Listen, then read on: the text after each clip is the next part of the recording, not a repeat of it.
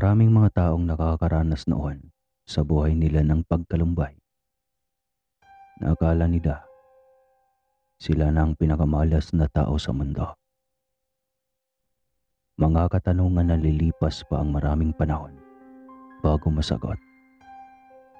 Mga mapapait na karanasan na akala natin ay hindi mahalaga sa ating buhay.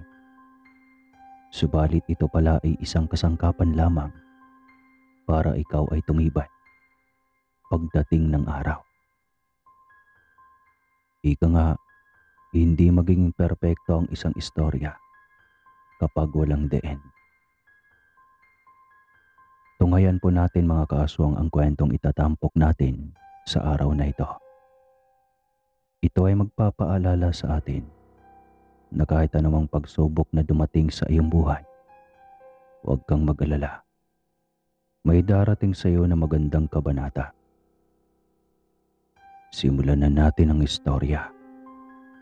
Pero bago ang lahat, may kape ka na ba?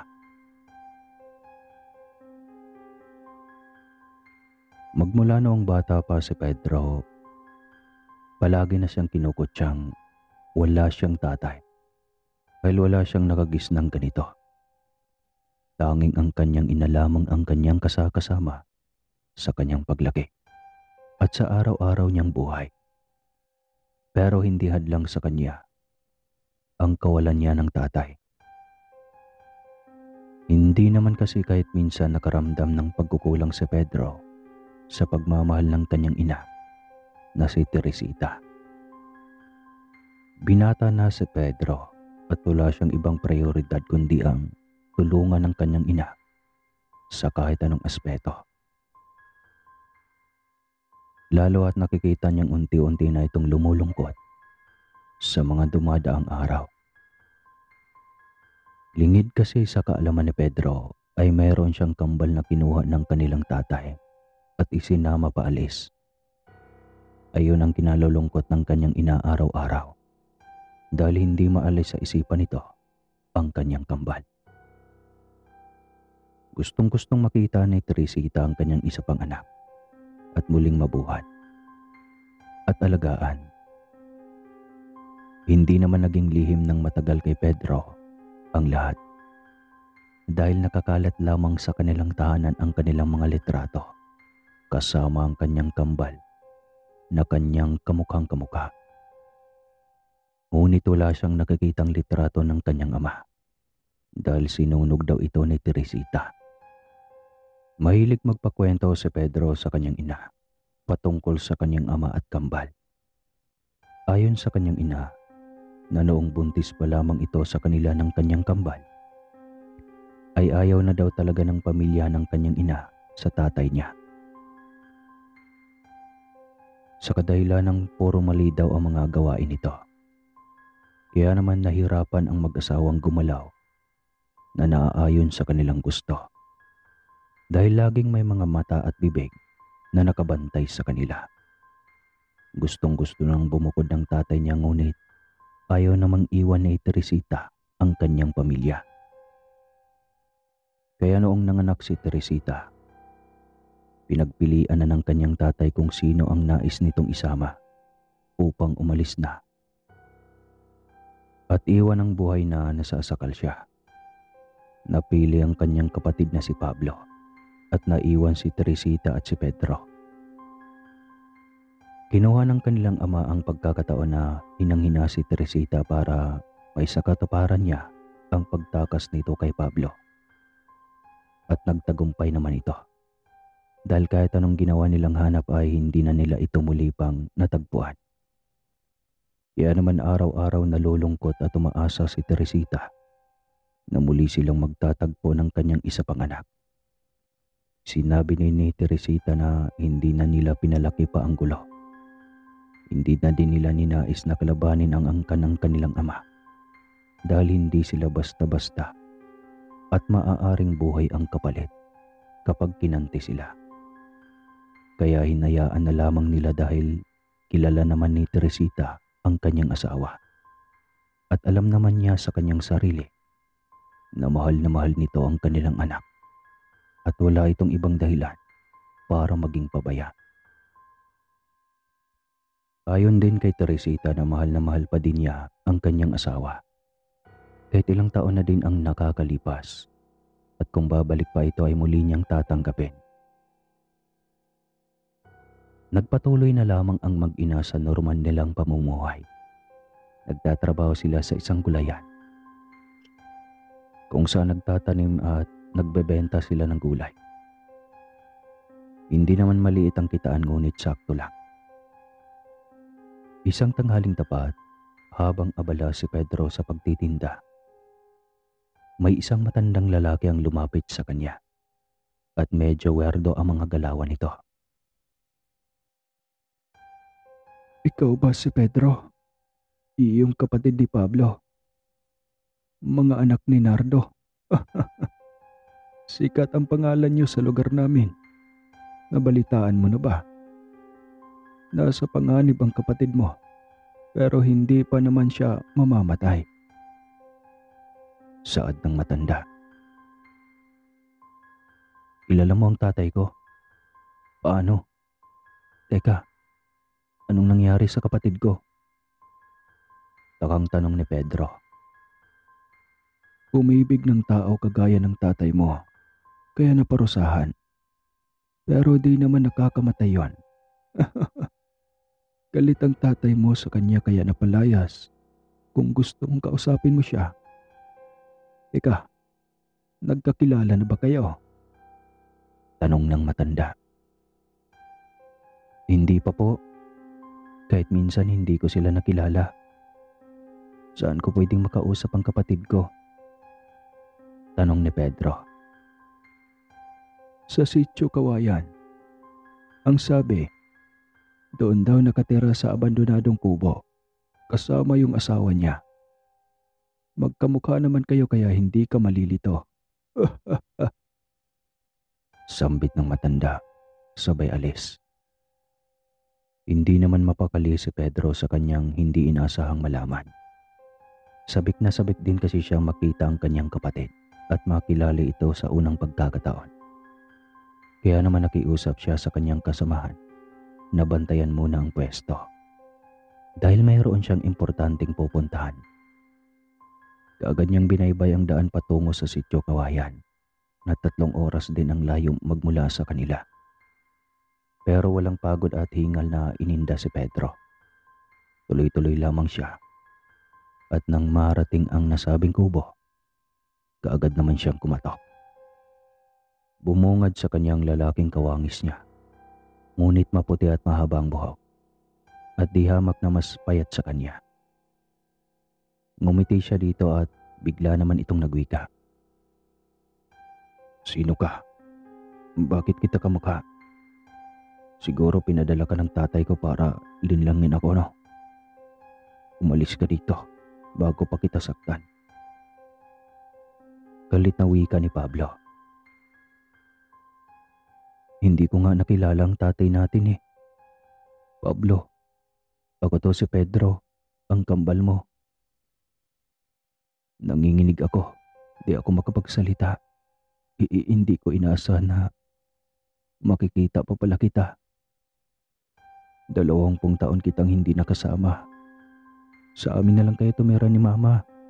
Sobrang nangungulila siya sa iyo, Pablo. Malungkot na sambit ni Pedro. Ikaw ang kambal ko. At buhay pa ang nanay natin. Teka nga, hindi ka ba nagbibiro? Tugon ni Pablo. Buhay na buhay si Mama. Halina kayo para magkita na kayo. Saad ni Pedro. Naglakad ang tatlo patungo sa kanilang tahanan. Hindi alintana ang init ng araw sa sobrang dami nilang pinag-uusapan. Mabait din ang asawa ni Pablo, kaya mas naawa si Pedro sa dalawa kung babagsak lamang ang mga buhay nito sa abandonadong kubo. Sinasabi ni Pedro kung gaano maalaga at mapagmahal ang kanilang ina. Habang kinukwento naman ni Pablo ang pagkamiserable ng buhay niya sa kamay ng kanilang ama. Ilang sandali pa at palubog na ang araw. Nang marating nila ang tahanan ni na Pedro, galit naman si Teresita nung makita si Pedro dahil ilang oras daw itong nawala at walang nakapagsabi kung nasaan na siya. Ngunit noong inaharap ni Pedro si Pablo sa kanyang ina, ay nagbago ang ihip ng hangin. Pumalahaw sa iyak ang kanyang ina habang niyayakap at hinahalik-halikan ang kanyang kapatid na lumuluha na din. Madaming tanong ang kanilang ina na kaagad naman nilang sinagot. Mahabang iyakan ang naganap dahil sa sobrang saya ng kanilang ina na makitang muli ang isa niya pang anak. Kumain sila sa pagkainan sa unang pagkakataon. Nagluto ng pinakamasarap na karne ang kanilang ina, habang sila namang magkapatid at ang asawa ni Pablo ay masayang kumakain. Mama, ayos lang ba na dito muna kami ng asawa kong si Cecil? Hanggat di pa ako nakakagawa ng paraan para humanap ng trabaho. Napalayas kami ni Papay. Malumanay na saad ni Pablo. Kahit wag na kayong umalis dito, ay ayos lang. Kailangan ng proteksyon ni Cecil sa ama mo. Kilala mo ang amo mo, anak. At alam kong alam mo. Dito lang kayo ni Cecil kahit kailan. Nais ko ding dito siya manganak sa bahay. At dito din lumaki ang apo ko. Masayang tugon ni Teresita. Bakit ba kayo pinalayas ng tatay natin? Tanong naman ni Pedro. Mahabang kwento ngunit isinalaysay pa din ni Pablo ang lahat. Istrikto ang angka ni Nardo na kanilang ama. Mayroon silang kakaibang lahi na nahawaan din si Pablo, ngunit kaya niyang kontrolin. Isa sila sa angka ng mga unang lahi ng mga aswang. Malakas ang kanilang lupot at halos lahat ng ibang aswang ay tinitingala at nire-respeto sila. At ang ilan pa nga ay nagiging utusan nila. Malaking pagkakasala sa lahing iyon ang pagmamahal ng isang normal na tao. Maliban na lamang kung nais ng taong iyon ang magpasanib sa nasabing lahi. Ang mga anak ng may lahing aswang na iyon ay may natutulog na bertod sa katawan. Nasa kanila kung nais nilang buhayin o hindi. Sila ang magdidesisyon kung nais ba nilang maging kaanib ng lahi. At bilang doon lumaki si Pablo ay nagpaanib siya ng walang pangamba. Maraming brutal na gawain ang angkan ng kanilang ama na nakagisna ni Pablo. Tuwing gabi ng unang Biyernes ng pagpasok ng unang buwan sa bagong taon, ay nag-aalay ang mga ito ng 3 buntes. Ayaw ni Pablo na ialay ang kanyang asawa at anak. Kaya nagalit si Nardo at pinalaya sila. Ayaw kasing magpasakop ng asawa nito sa lahi ng mga aswang. Kaya malaki na lamang ang interes ng mga kadugo nito na patayin ang mag-ina niya. Ayon kay Papa, kaya siya nagpakalayo-layo noong nagmamahalan pa lamang sila ni Mama. Dahil ayaw niyang madamay si Mama sa mga kawalang hiyaan ng lahi nila. Ngunit noong nakaranas si Papa ng pagmamaltrato sa kamay ng pamilya ni Mama, mas pinili na lang niyang bumalik sa angka nila kasama ako. Dahil naaamoy niya na may potensyal akong maging aswang kaysa kay Pedro. Parang sinabi din ni Papa na sanggol pa lamang ay mas lamang na ang kasamaan ng ugali ko kumpara kay Pedro. Salaysay ni Pablo na medyo natawa pa. Masayang natulog ang buong angka nila, payapa sa isang malamig na gabi. Sa mga lumipas na araw, medyo nahirapan lamang silang humanap ng hilaw na karne para ipakain kay Pablo. Dahil hindi na ito gaanong kumakain ng luto.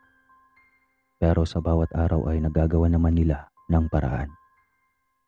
Maalaga din si Cecil, kaya naman naging katuwang ito ni Teresita sa gulayan.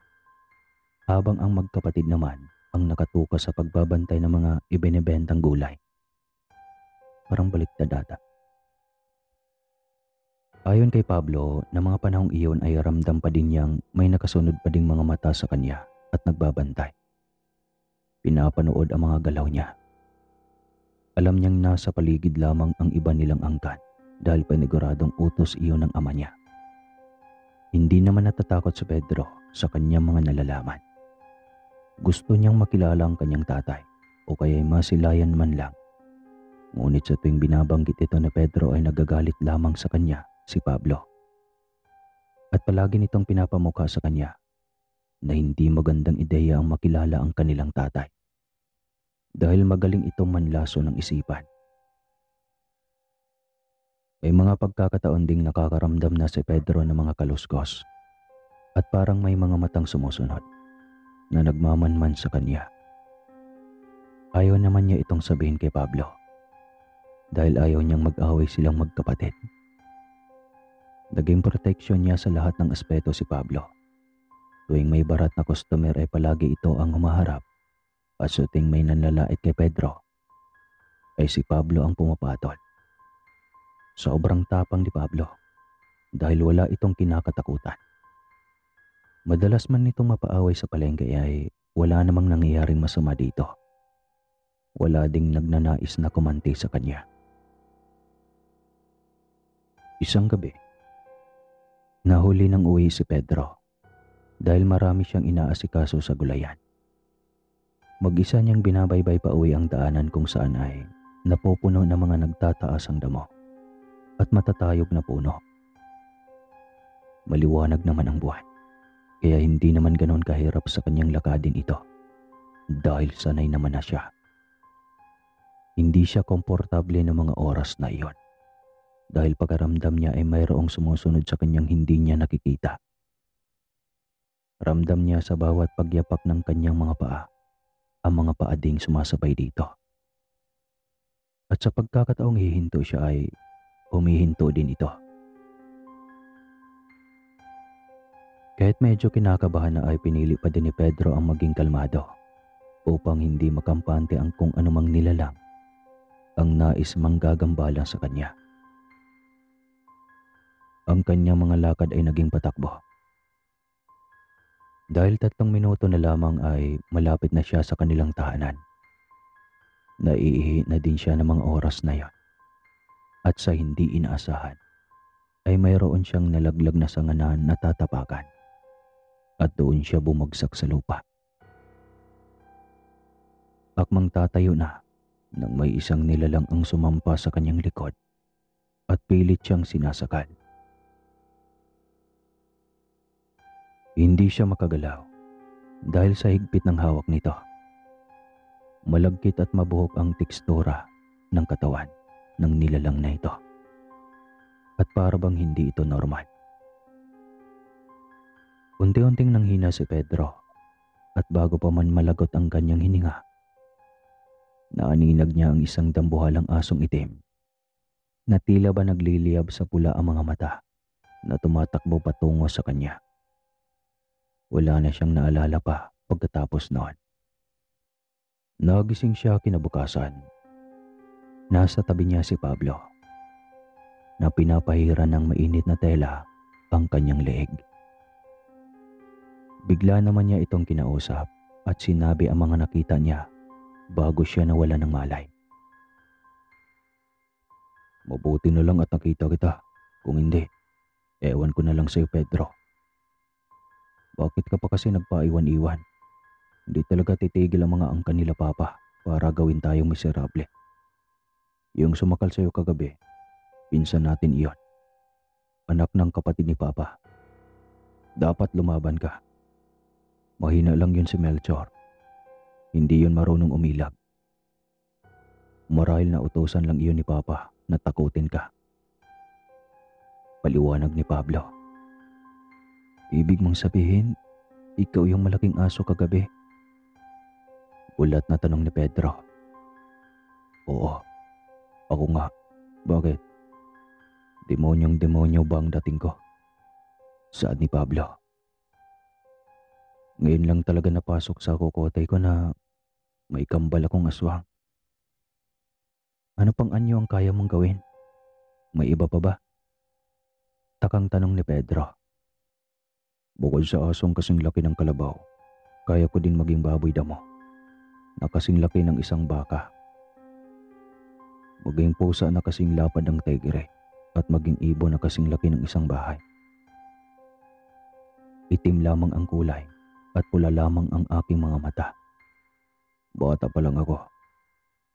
Natutunan ko na kung paano magpalit ng anyo. May mga itinuro sila sa aking usal sa pagpapalit ng anyo.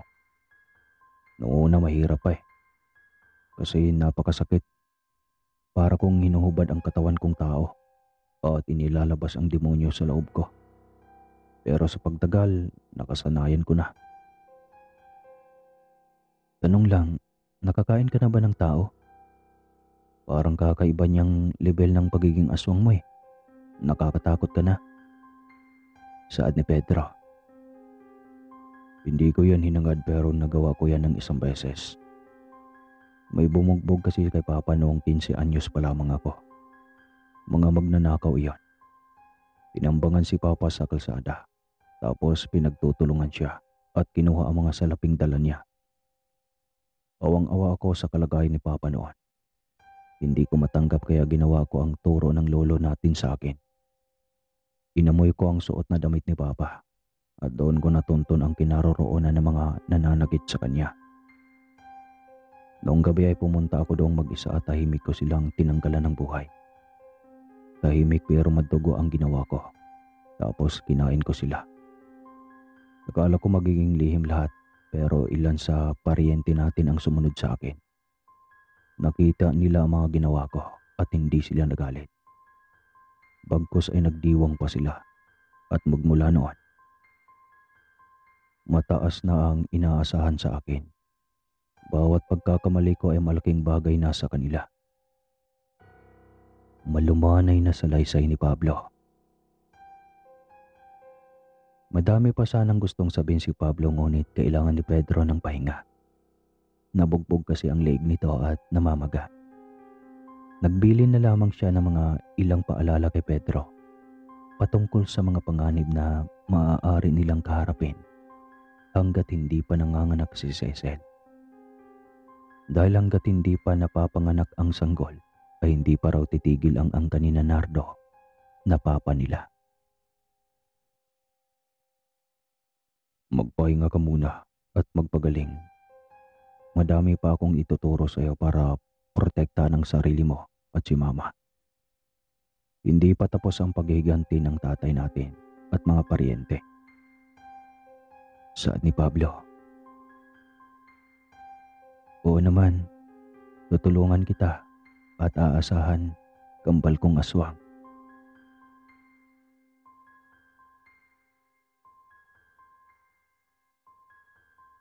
Mabilis lang na gumaling ang leeg ni Pedro. Naalagaan naman kasi ito ng kanyang ina at ni Pablo. Medyo nanahimik na din ang mga paramdam sa kanila ng mga aswang. Kaya kahit papano ay medyo napayapa sila. Mas natuon ang kanilang atensyon kay Cecil na lumalaki na ang tiyan at medyo naging sensitibo ang pagdadalang tao. Madalas na kasing manakit ang balakang nito at konting lakad lamang ay mayroon agad itong mararamdamang kirot. Minabuti nilang wag na munang magtrabaho ang kanilang ina upang sa bahay na lamang ito magdamag at may umaasikaso kay Cecil. Dahil palagi na lamang itong pinapahiga at hindi na pinapakilos para na din sa bata sa sinapupunan nito. Kaya ang kambal naman ay nagdesisyon na umalis muna sa gulayan sa palengke at magtinda na lamang ng mga prutas sa harap ng kanilang tahanan at mga lutong kakanin. Sana tuloy-tuloy ang ganito, no? Maginhawa lang. At nananabik na din ako dahil ilang buwan na lamang at lalabas na ang anak niyo ni Cecil. Masayang sampit ni Pedro. Sana nga, kasi hindi akong kampante, Pedro. Ungas ang mga aswang. Atake sila kung kailan hindi mo inaasahan. Alam mo naman na di pa din tanggap ni Papa na nag-asawa ako ng tao eh. Gagawa at gagawa sila ng paraan para ipahamak ang mag-ina ko. Kaya sabik na din akong mga nagsisesel para lubayanan nila tayo. Saad ni Pablo. Madalas kong napapanaginipan si Papa pero wala siyang mukha. Pero sa panaginip ko, alam kong siya yun eh. Parang sinabi niya na sumama na ako sa kanya para matapos na to.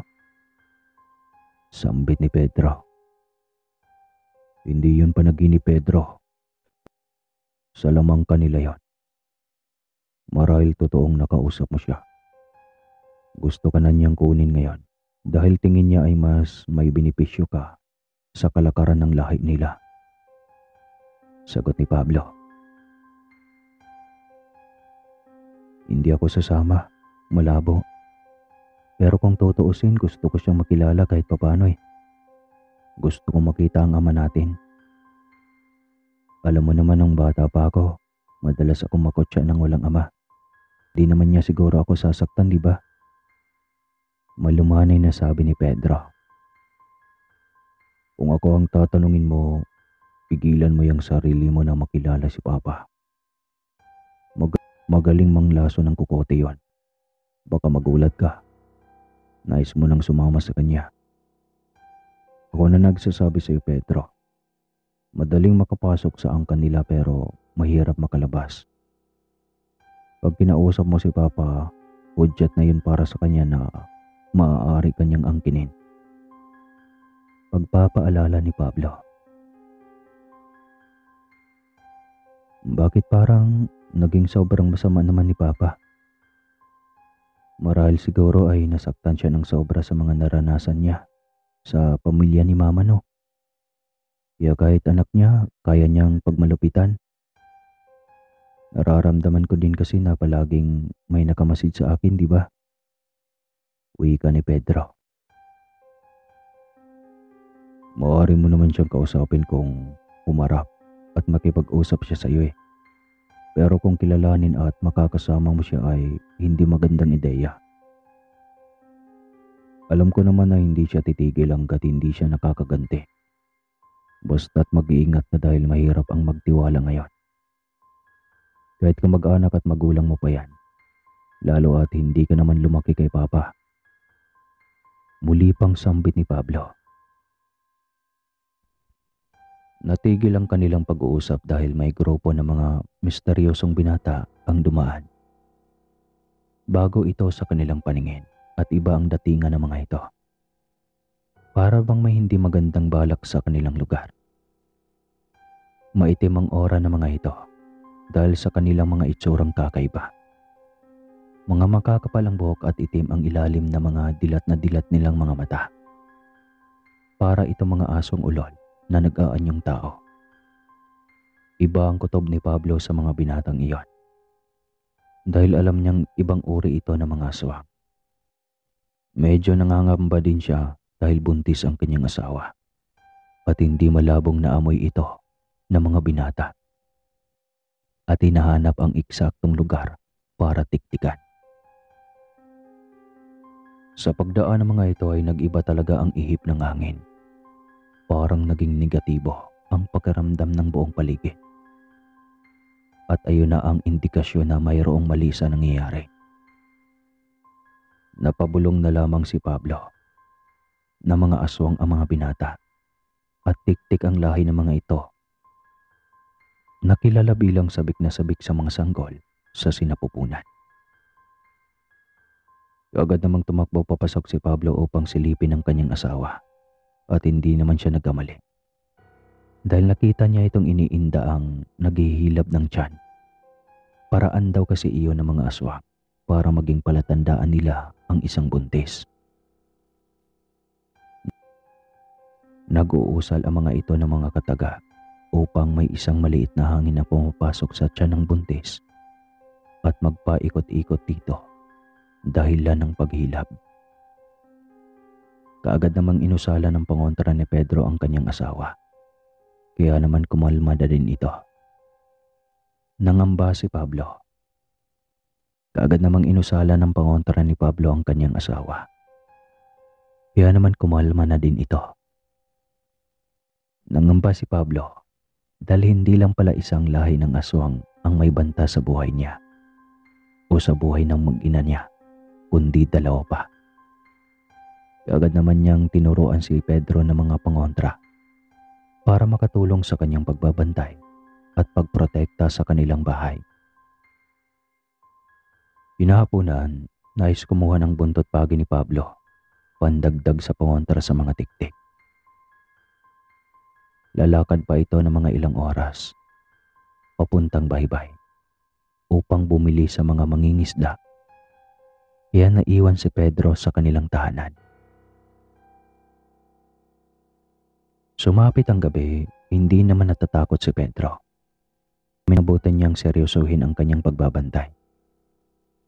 Napapansin niya kasing humihilab ang tiyan ni Cecil, pero inantabayanan naman ito ng kanyang ina at hindi inaalisan ng tingin. Binalot na ng kadiliman ang buong paligid. Hindi pa din nakakabalik si Pablo. At paiba na ng paiba ang nararamdaman ni Pedro. Nakakarinig na siya ng malalayong huni ng tiktik at alam niyang kabaliktaran ito. Dahil malayo ang tunog ay malapit lang ang mga tiktik. Minabuti niyang pumasok sa loob at ikandado ang bintana at pintuan para mas mabantayan niya ang kanyang ina at si Cecil. Batid na din kasi ng mga ito kung ano ang nangyayari sa labas at alam nila ang panganib ay sobrang lapit lamang. Hindi naman siya gaanong nag-alala kay Pablo dahil alam naman nila na hindi ito magagapi ng kahit sino. Ilang minuto ang nakalipas, nakarinig si Pedro ng tinig na tumatawag sa kanya. Alam niyang boses iyon ni Pablo, kaya naman agad-agad siyang lumabas. Wala siyang nakitang kahit sino, pero patuloy niyang naririnig ang pagtawag sa kanya. Hanggang sa hindi niya inaasahan ang pagsilay niya sa apat na nilalang na nakatayo sa kanyang harapan. Mahahaba ang mga dila at nakatitig ang nangangalit nitong mga mata sa kanya. Unang beses makakaharap ang aswang ni Pedro. Kaya takot na takot siya ng mga panahong iyon. Pero wala siyang pagpipilian kundi labanan ng mga ito kahit walang kasiguraduhan ang kanyang kaligtasan. Umalis na kayo dito. Hindi niyo ba kilala ang kapatid ko? Si Pablo. Aswang din yon.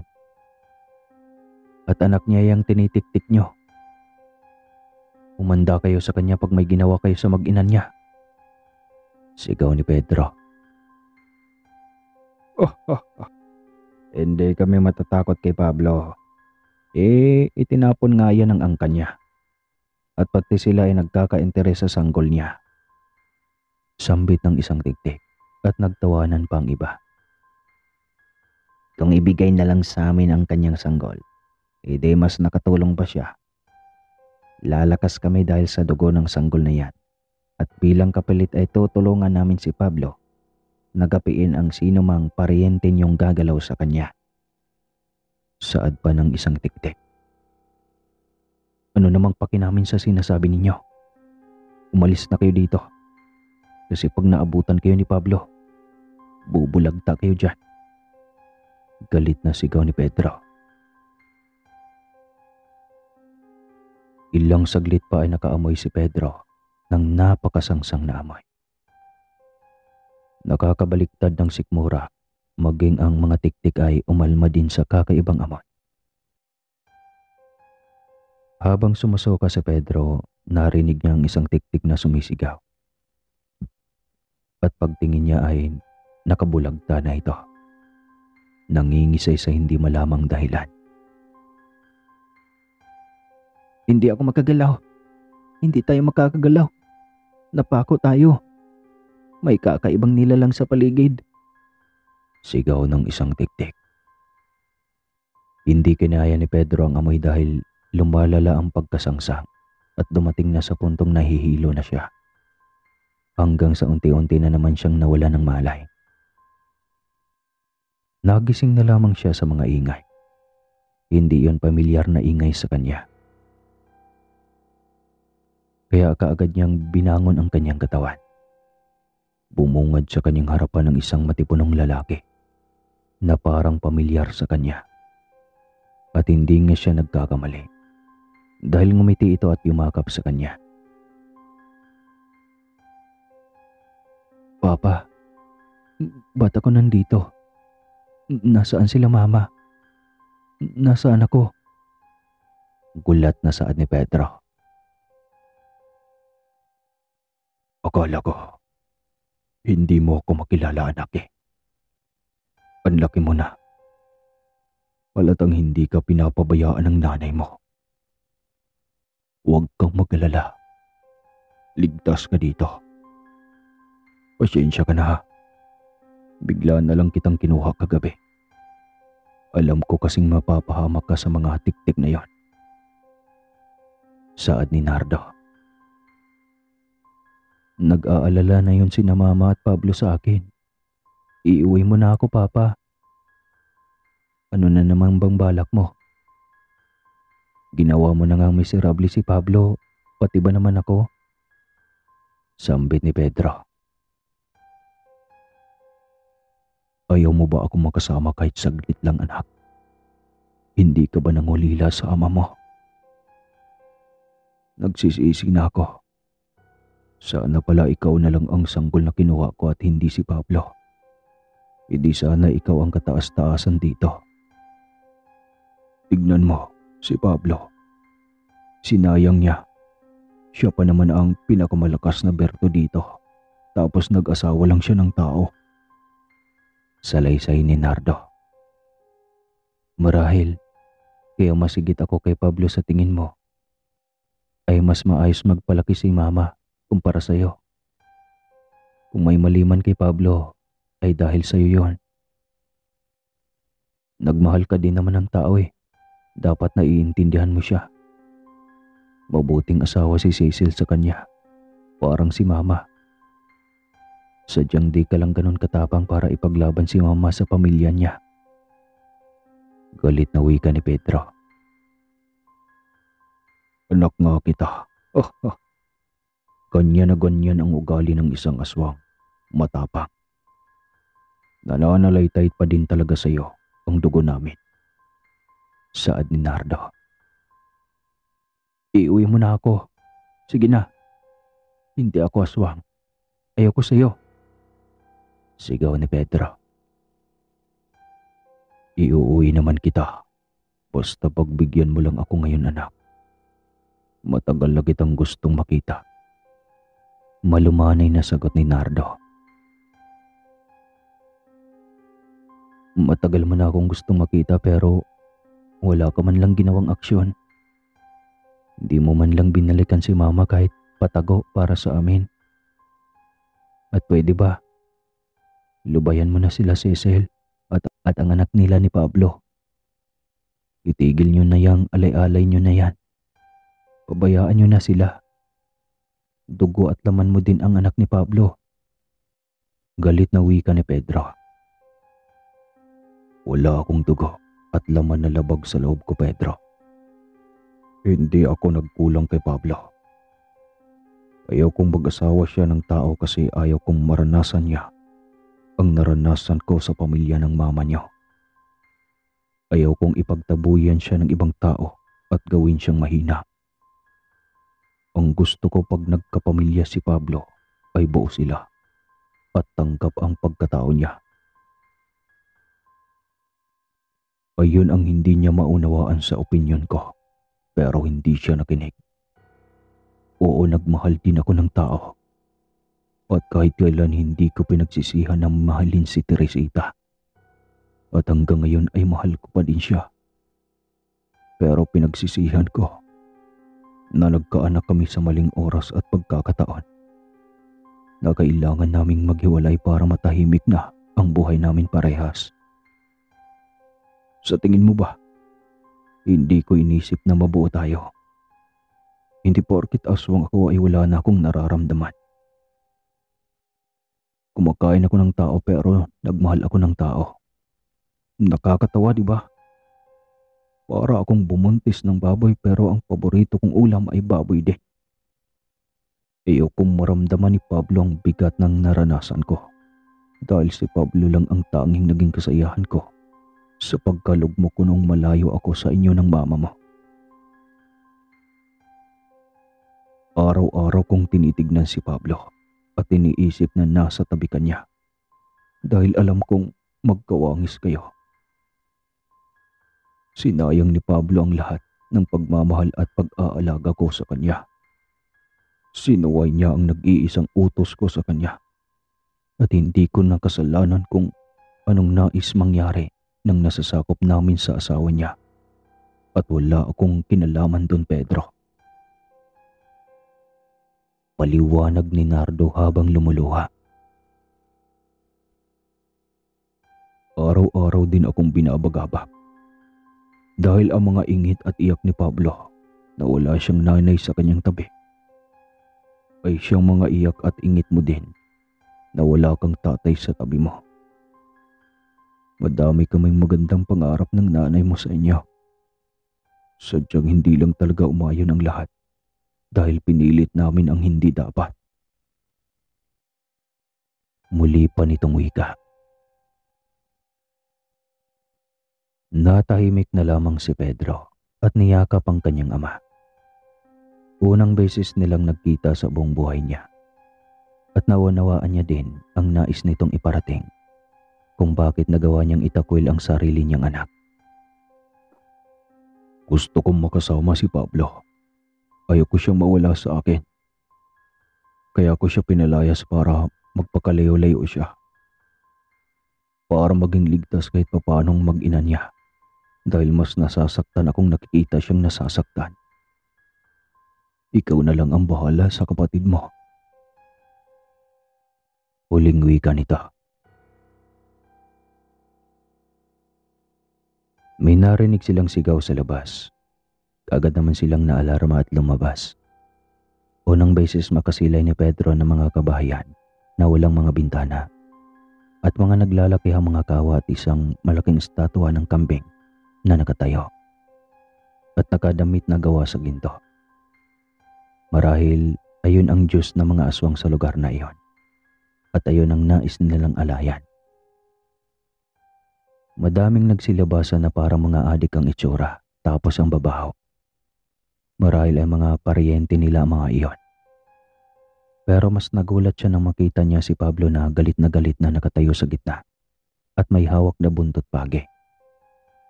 Bawat hampas niya dito sa lupa ay siyang pag-ilag ng mga aswang sa paligid niya. Sinong nagsabi sa inyong pwede niyong lasunin ang utak ng kapatid ko? Ibigay niyo si Pedro, mga demonyo. Saad ni Pablo. Kitang-kita ni Pedro na takot ang mga ito kay Pablo. Marahil ay umaga at hindi sila makakalaban sa bitbitin tong buntot ng bagi. Ayaw naman na ni Pedro na pahabain pa. Kaya kusa na siyang lumapit kay Pablo para makaalis na sila. Hindi na niya muling nilingon ang kanyang ama bilang respeto na din sa kanyang kapatid. At binaybay na nila ang daan pauwi. May pinainom ba sila sa'yo? May pinakain? Alalang tanong ni Pablo. Wala naman. Kahit naman meron ay hindi ko tatanggapin. Pinausap lang ako ni Papa, humingi ng tawad tapos nagpaliwanag. Tugon ni Pedro. Mabuti naman. Pinatay niya yung 4 na tiktik kagabi para makapagpasikat sa'yo. Tapos pinaamoy ka ng salamangka para makatulog ka. Dinala ka nun sa lugar na kung saan ako lumaki.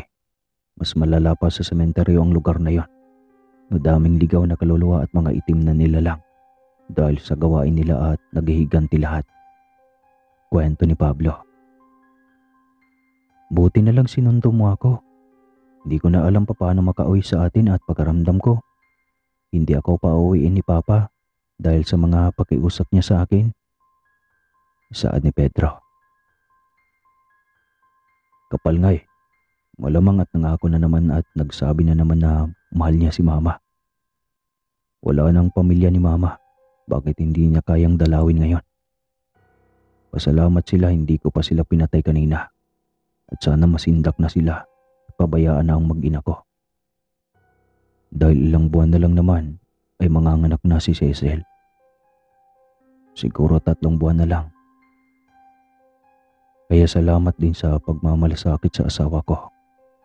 Kahit ikapapahamak mo ay nagbabantay ka pa din. Pasyensya na din kung nadadamay kayo ni mama. Malumanay na saad ni Pablo. Para saan ba ang pagpapasalamat ipamilya tayo? Walang-wala naman ang tapang ko sa tapang ng kambal kong aswang.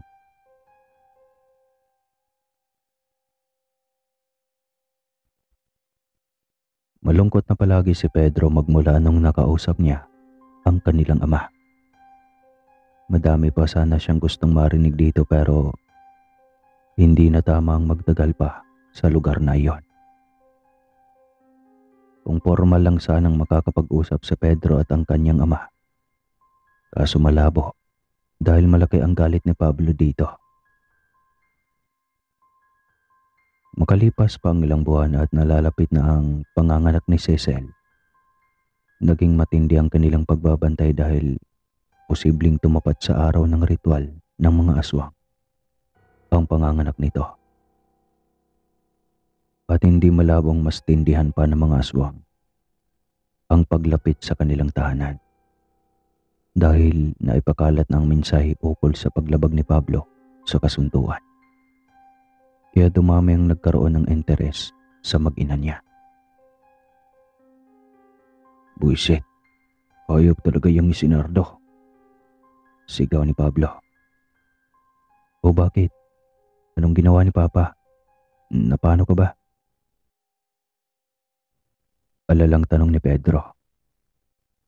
Yung angka niya. Talagang kumausap pa ng iba't ibang lahi ng aswa. At naggawad pa ng pabuya kung sinong makakakuha sa mag-ina ko. At makakapagdala sa kanilang buhay man o patay.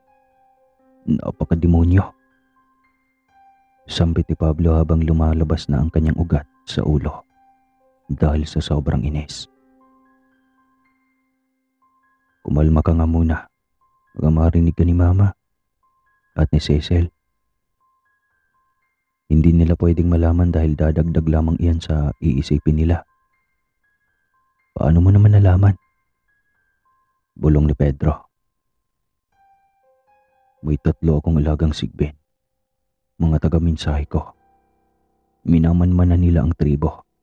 At kagabi, naik sa katuparan ang utos nila. Gustong gusto talaga nila si Cecil at ang anak ko na ibitin at ialay sa sinasamba nilang demonyo. Mga hayop talaga. Wag na wag nilang tatangkaing lapitan ang mag-ina ko dahil walang matitirang buhay sa kanila. Galit na wika ni Pablo. Galingan na lang natin, Pablo. Madami naman akong natutunan sa'yo eh. Isa pa, totoo naman si Papa. Hindi naman talaga natin maikakaila na may dugo akong aswang. Kaya epektibo ang mga usal na tinuro mo sa akin. Isa pa, araw na lang ang bibilangin sa panganganak ni Cecil. At anumang oras ay pupwede na siyang manganak. Mas masabi ka na lang na makita ang anak mo kaysa isipin ng mga banta sa paligid natin. Pagpapagaan ng loob na Pedro. Noong araw na iyon, pinili nilang labhan ang mga kasuotan ng sanggol na paparating na sa kanilang pamilya. Masaya lamang silang 4 noon habang inaayos ang gamit ng bata. Pinlano na din nila na sunduin ang manghihilot na magpapaanak kay Cecil. At doon na muna patirahan sa kanila upang hindi na sila mahirapan pa kapag manganganak na si Cecil. Sabik na silang makita ang sanggol at nakaisip na sila ng ipapangalan. Ayon kasi sa tawas, lumabas na lalaki ang magiging anak nila. Kaya nais nila itong pangalan ng Victor. Dahil siguradong lalaki ang sanggol na malakas at makisig.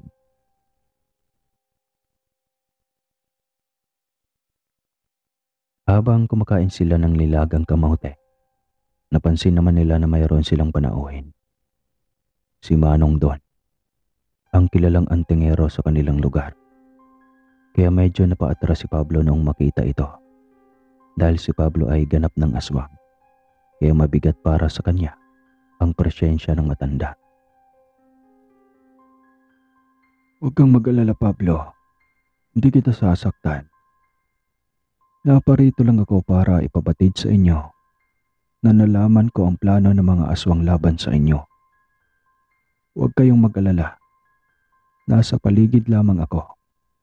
At anumang oras ay handa akong tumulong.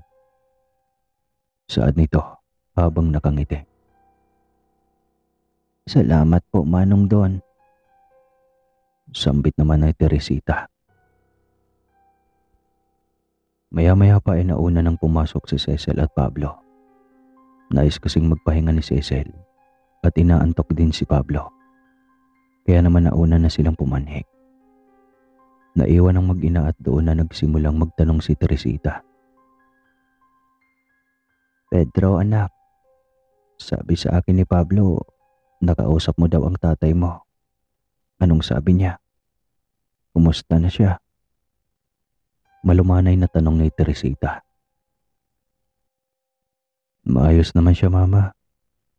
Mahal ka pa din daw niya pero hindi na daw tama eh. Sa pag-uusap namin kahit papano, napunan ang pangungulila ko sa isang ama. Kung makakausap ko lang siya at masasabi na hindi nagbago kahit kunti ang pagmamahal ko sa kanya, ay gagawin ko. Sana buo tayo at makita niya kayong dalawang palagi ni Pablo. Ang mga bunga ng pagmamahalan namin noon. Magkakaapo na siya kay Pablo. Hindi man lang niya maisipan makipag-ayos sa atin. Kailan kaya tayo maalaala ng papa mo? Ngumiti na lamang si Pedro. Alam niya kasing nakikinig si Pablo at ayaw niyang magalit ito sa kanya. Ayaw din madulas ni Pedro sa kanyang ina na may maitim na balak ang angkan ng kanilang ama sa mag-ina ni Pablo. Dahil ayaw na nilang makadagdag sa nararamdaman ng dalawang babae sa buhay nila ngayon. Sumapit ang gabi, napansin ni Pedro na wala pa din ang kanyang ina. Kaya hinanap niya ito. Dahil naroon na ang manghihilot na magpapaanak kay Cecil at nais niya sanang makausap si Teresita. Kaya hinanap ni Pedro ang nanay niya kasi bigla itong nawala. At natagpuan niya ito sa likod ng kanilang tahanan na tila mayroong niyayakap. Nagtago siya at pinagmasdan iyong mabuti. Hanggang sa hindi na lamang niya namalayan ang pagpatak ng kanyang luha nang masilayan ng kanyang ama at ina na magkasama sa unang beses sa buong buhay niya. Kitang-kita niya sa mga luha ng kanyang ina ang saya habang yakap ang kanyang ama. Naputol na lamang ang lahat nang biglang lumitaw si Pablo sa likod ng kanyang ina. At galit na sinigawan ang kanilang ama.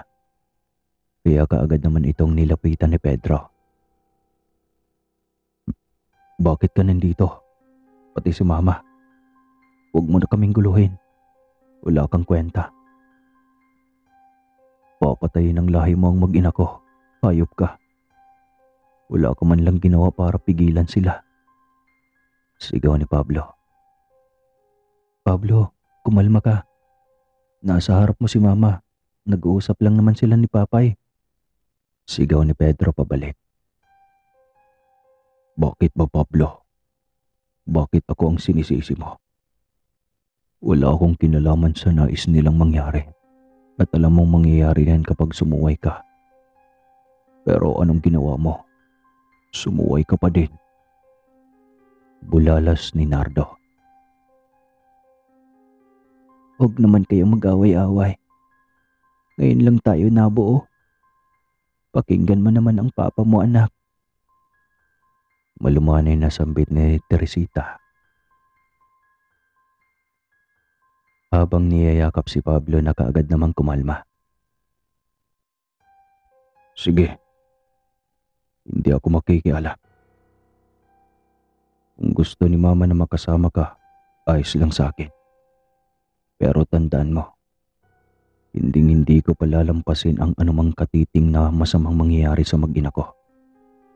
Sumama ka sa akin, Pedro. Doon tayo sa loob. Pabayaan mo si Nardo na bilugin ang ulo ni Mama. Singhal ni Pablo. Pumasok sila sa loob at naabutan nilang humihilab ang tiyan ni Cecil. Sabi ng manghihilot ay normal lamang daw iyon. Dahil malapit na daw siyang manganak. Kaya wala daw silang dapat ipag-alala. Kaya naman pinili na lang ng dalawa na magkape habang hinihintay ang kanilang ina na muling pumasok. Pasensya ka na kanina, Pedro. Nasasaktan lang akong makita si Nardo. Di ko matanggap ang nagawa niya sa akin at sa amin ng mag-ina ko. Umilis na nga ako para hindi ako pakialaman. Papatayin ko lahat ng aswang na dadapo sa bahay na to. Sinusumpa ko yan. Saad ni Pablo.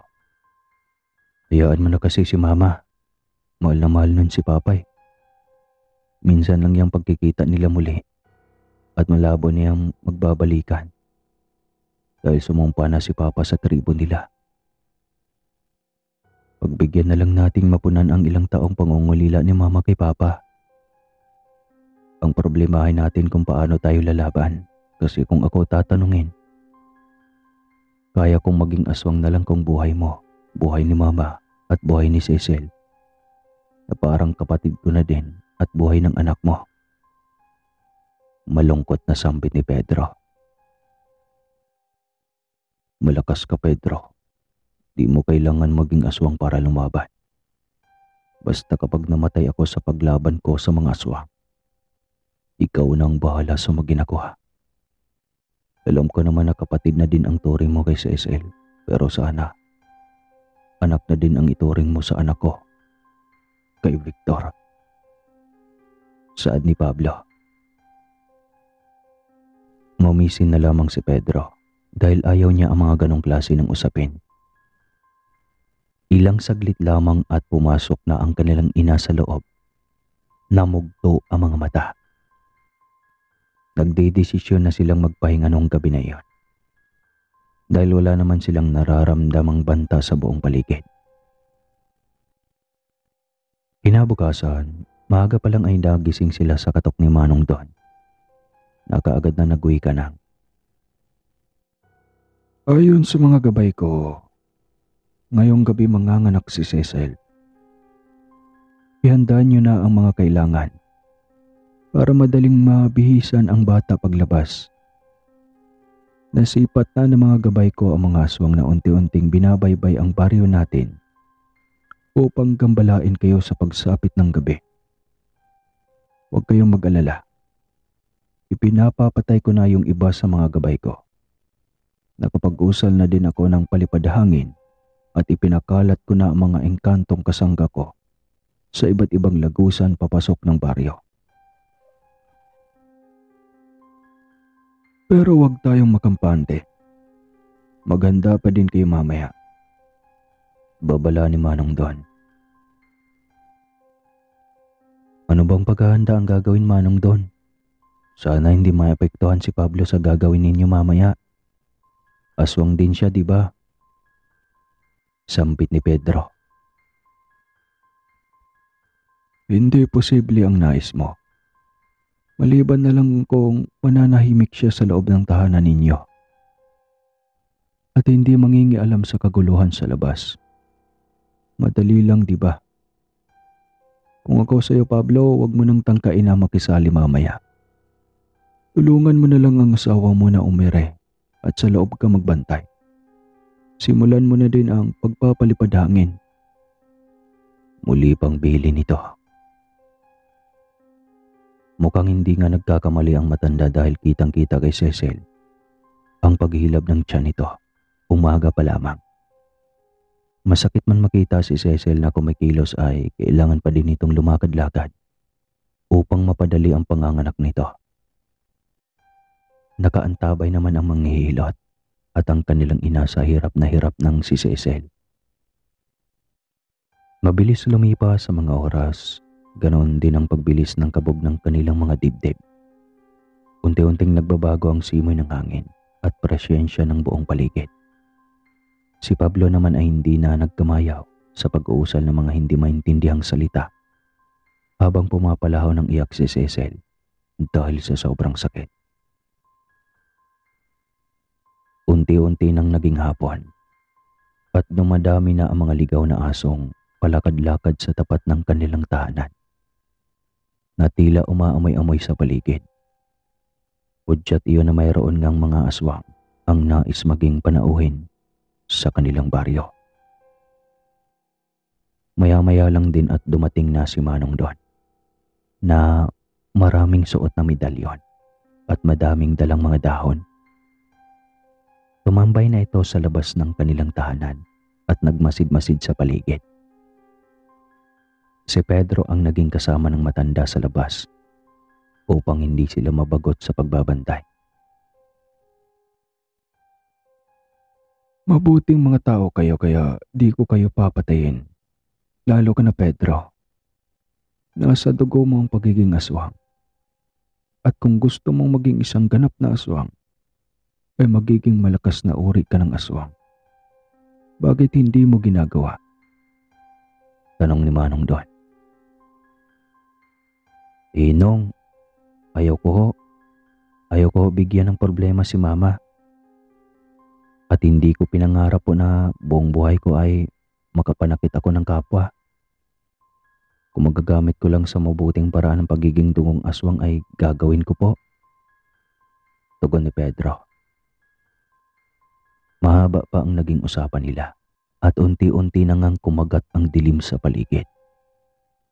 Kakaibang amoy at negatibong presensya ang bumalot sa kapaligiran. At alam nilang nasa bingit na sila ng matinding panganib.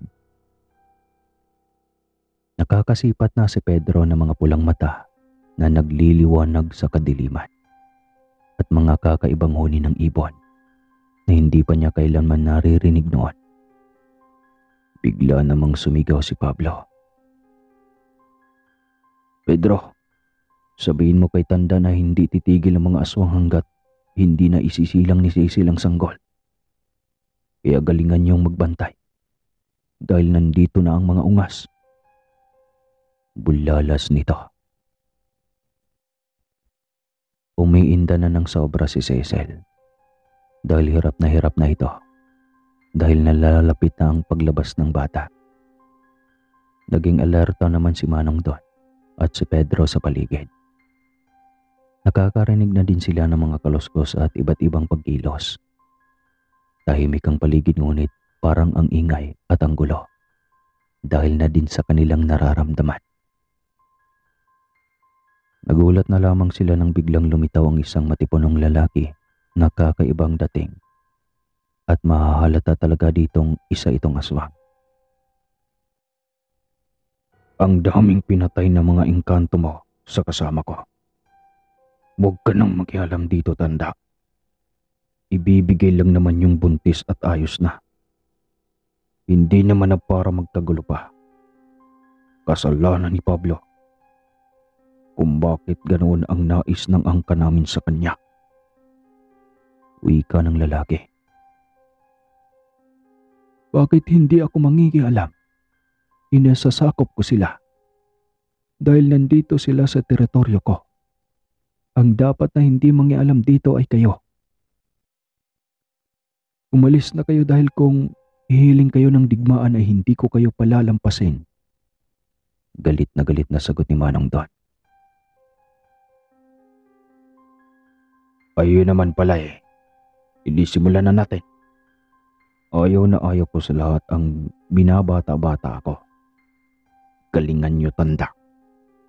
Kasi wala kaming sasayanging oras sa napakapangit mong teritoryo. Sigaw ng lalaki. Nagalit si Manong Don. Dahilan para ilabas niya ang punyal niyang kasing liwanag ng sikat ng araw. Nagsanhi iyon ng pagkasilaw sa kanilang lahat at paghiyaw naman ng iba pang mga aswang sa paligid. Kaagad namang sumugod ang matanda sa lalaking kanyang kaharap at walang awan niyang inundayan ng saksak. Sa ginawang iyon ng matanda, nagsuguran na din ang iba pang mga aswang. Hangang-hanga si Pedro dahil nakikita niyang nangingisay ang mga aswang sa lupa sa mga oras na lalapit ito kay Manong Don. Ilang oras ang tinagal ng labanan at hindi man lang kinakailangan ng matanda ang tulong ni Pedro.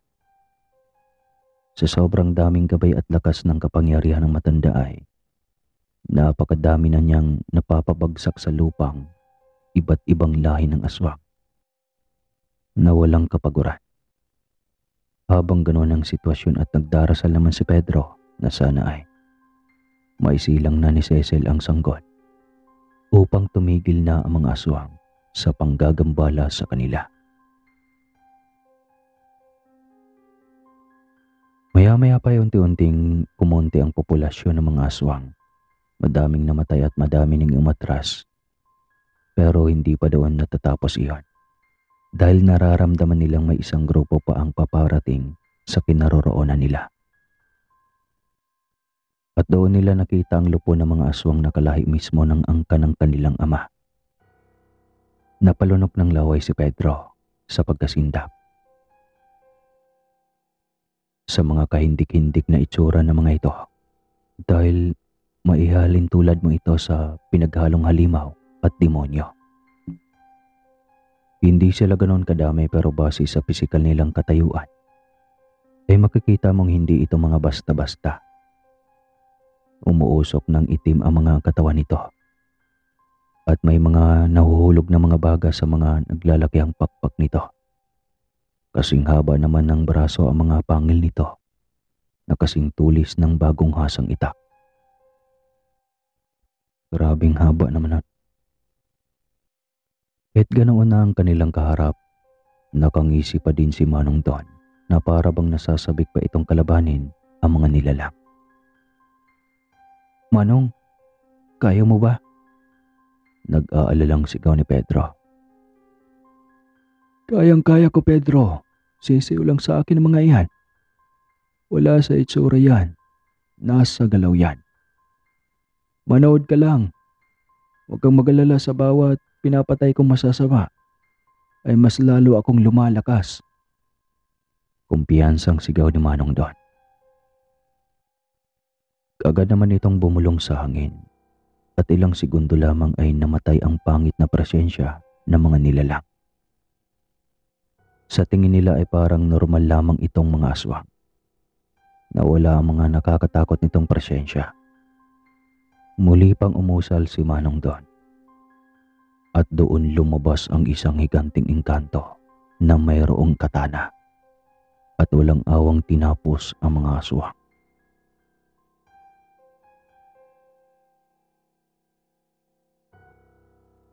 Kasabay ng pagsikat ng araw, ang paglabas ng sanggol ni na Pablo at Cecil. Naisakatuparan nila ang kanilang hangarin na sikaping huwag mahawakan ng mga aswang ang mag-ina at maipalabas ang bata ng payapa. Tanging pagpatak lamang ng kanilang mga luha ang kanilang nagawa sa mga oras na iyon.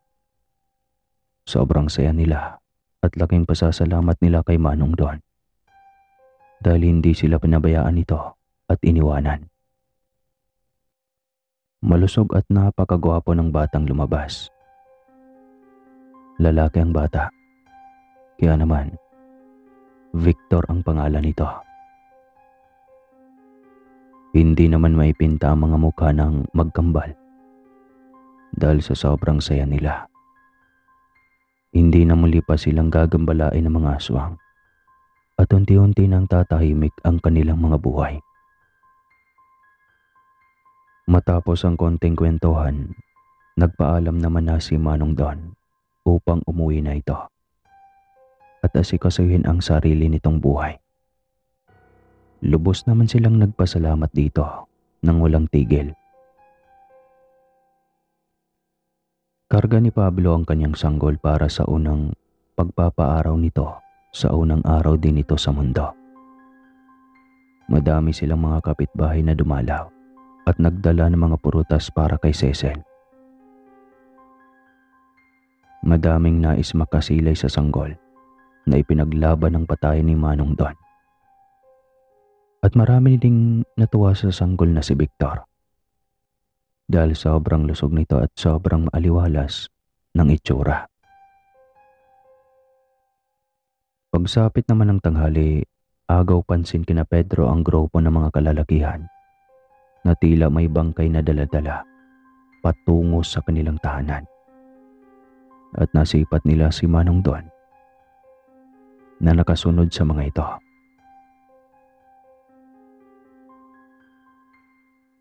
Pedro, Pablo, pwede bang pumasok? May nais lang akong pagpaalam sa inyong dalawa at kay Teresita. Hindi magandang putulin ang kasiyahan ng bawat isa sa pagkakataong ito.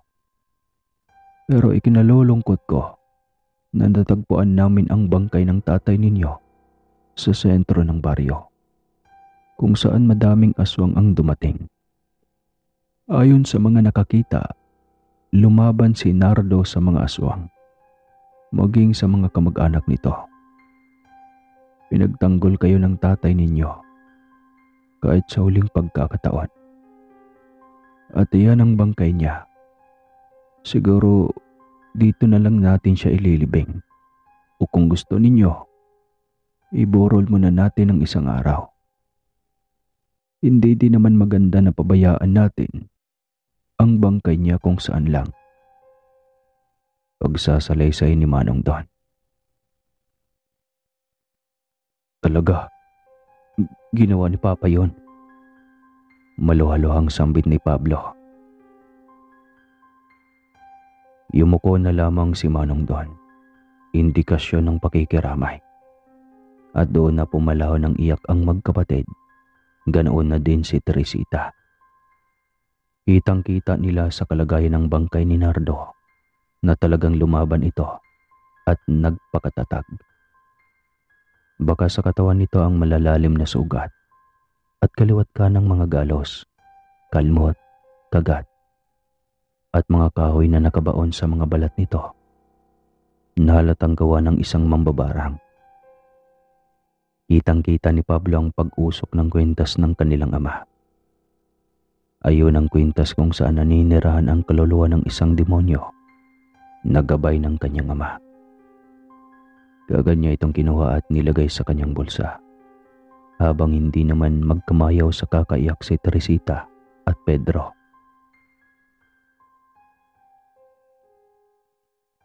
Bilang may malasakit ang mga kabaryo, sila na din ang nagpresenta na gawa ng kabaong si Nardo upang ubusin na lamang ng kanilang pamilya ang oras sa pagdadalamhati.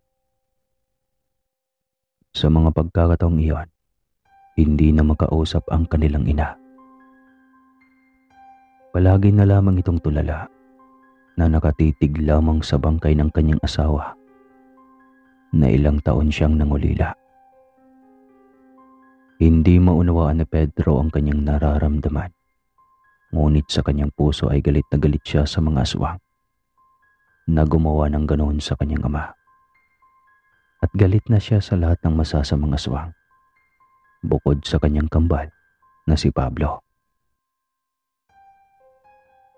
Buong buhay ko, pakiramdam ko, sobrang hina ko.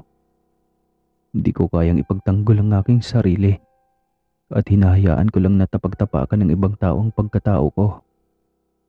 At alam ko sa aking sarili na hindi ko kapantay si Pablo, na kaya kaming proteksyonan kahit nasa bingit siya ng kamatayan. At sa ngalan ng pagkamatay ng tatay ko, nagmamakaawa ko sa iyo, Manong Don. Handa ako maging disipulo mo at maging kagaya mong lumaban sa mga masasamang elemento dito sa mundo. Madamdaming sambit ni Pedro sa matanda. Ay, matagal ko nang inaasahan ang magkaroon ng disipulo.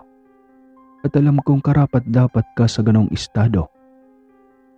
Mayroon kang tinatagong lakas sa iyong katauhan Alam kong perpekto ka sa ganitong larangan. Kaya Pedro, pagkatapos ng pagdadalamhati natin sa tatay niyo ay magsisimula na tayong magsanay. Nakangiting sambit ng matanda. Gustuin ko man na maging kagaya ng nais mo ni Pedro. Alam kong malabo. Maapektuhan ang pisikal kong katayuan kung gagalaw ako sa isang lugar na kalaban ng presensya ko. Ayokong makasagabal sa nais mo. Pero pangako, kapag nakakakita na ang anak ko, ay aalis na kami dito. Mahinang sabi ni Pablo. Anong malabo, Pablo? Ang gabay natin ay iba-iba. Halika at ipapaliwanag ko sa iyo. Demonyo ang gabay mo, hindi ba? Nasa iyo din ang gabay ng ama mo. Ang dalawang demonyo yan ay may kakaibang lakas at alam mong hindi ito kagaya ng mga ordinaryo lamang. Pero ang mga gabay na yan ay walang mga buhay noong hindi pa kayo isinisilang sa mundo. At ayan ay ang mga tagasunod nyo lamang. Kapag sinanay kita sa pagiging antingero kagaya ko, unti-unti ding magbabago ang mga gabay mo. Magiging mabuti din sila. Kaya nga may kasamihang walang permanente sa mundo dahil lahat ay nagbabago. Magtiwala ka lang, Pablo. Para sa iyo din to. Kung sakaling papayag ka, para maalis na din sa dugo ng anak mo ang dugo ng aswang. Dahil mahirap man ipamukha sa iyo ay kumain ka pa din ng tao at ininom mo ang likido ng angka ni Nardo. Kaya buhay na buhay sa dugo ng anak mo ang pagiging aswang. Ang kalagayan ng anak mo ay parang si Pedro. Nasa kanyang desisyon kung gusto niyang maging ganap na aswang. Kaya hanggat maaga pa at kontrolado mo pa, ay putulin mo na ang pagiging aswang ng lahi niyo. At simulan mo iyon sa sarili mo at sa anak mo. Dahil anong malay natin? Baka mapusok ang mga demonyo sa anak mo pagdating ng araw. At magulat ka dahil magiging tripling version mo siya. Kaya kung gusto mong simulan ay isuko mo sa akin ang mga nalalaman mo sa kaliwa. Ani ni Mang Don. Napangiti naman si Pablo.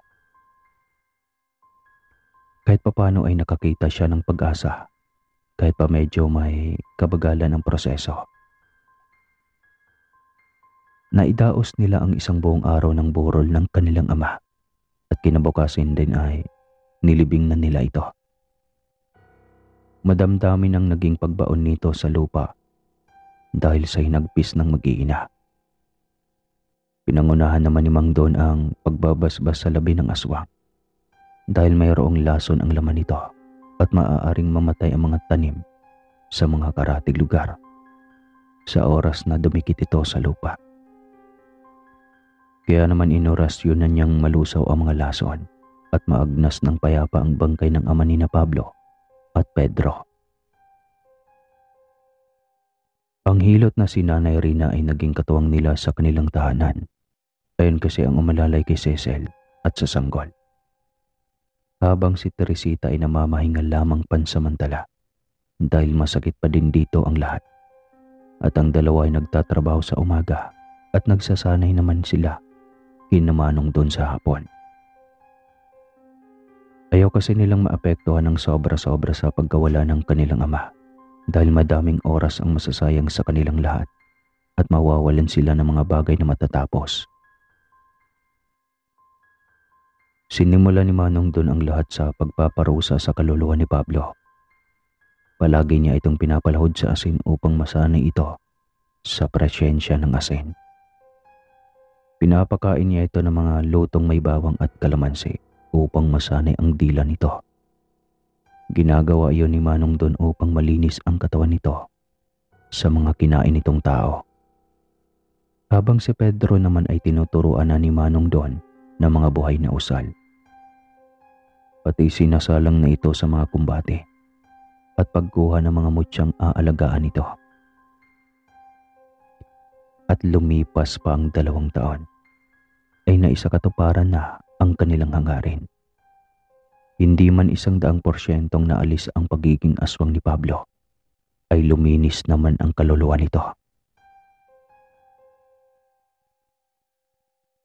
Madami na silang napuntahang mga labanan at palagi silang nananalo dahil mayroon silang lakas ng kaliwa at kanan.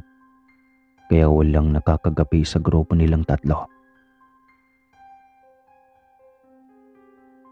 2 taon na si Victor at napakatalino nito.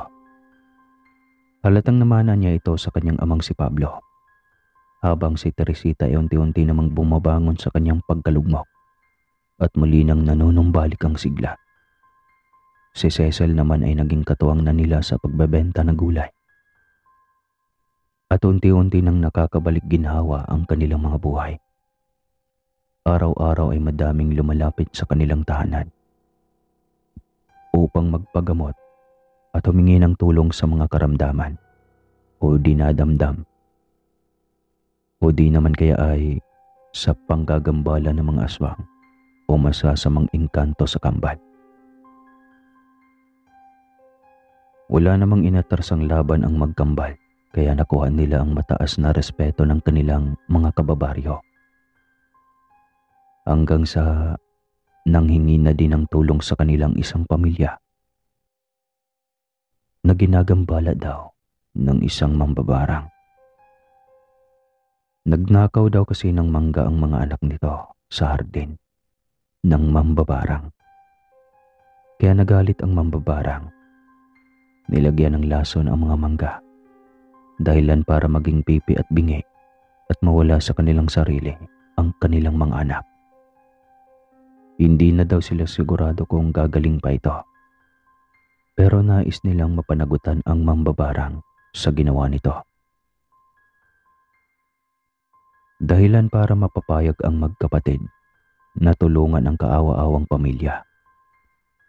Tinungo din nila ang tahanan ng mga ito para makita ang kalagayan ng mga 3 binata at nakita nila itong kalunos-lunos. Naglalaway ang mga ito at laging mga agresibo na parang mga aso.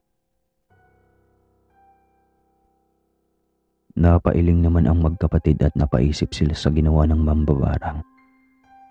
Malaki talaga ang galit ng mambabarang kaya kaagad naman nilang isinagawa ang pagsasanib ng kaluluwa nito sa isa sa mga biktima. Kaagad namang nasanib ito sa binata, kaya agad naman itong tinanong ng magkapatid. Lubayan mo na ang mga batang iyan. Parang mga bunga lamang ay napakalaki ng parusa mo. Napakadamot mo naman. Wika ni Pablo. Kailan pa naging antingero ang may dugong mga aswang? Wala kayong pakialam. Ninakawan ako ng mga batang iyan. At hindi ko matatanggap na ganoon na lamang nilalooban ang hardin ko.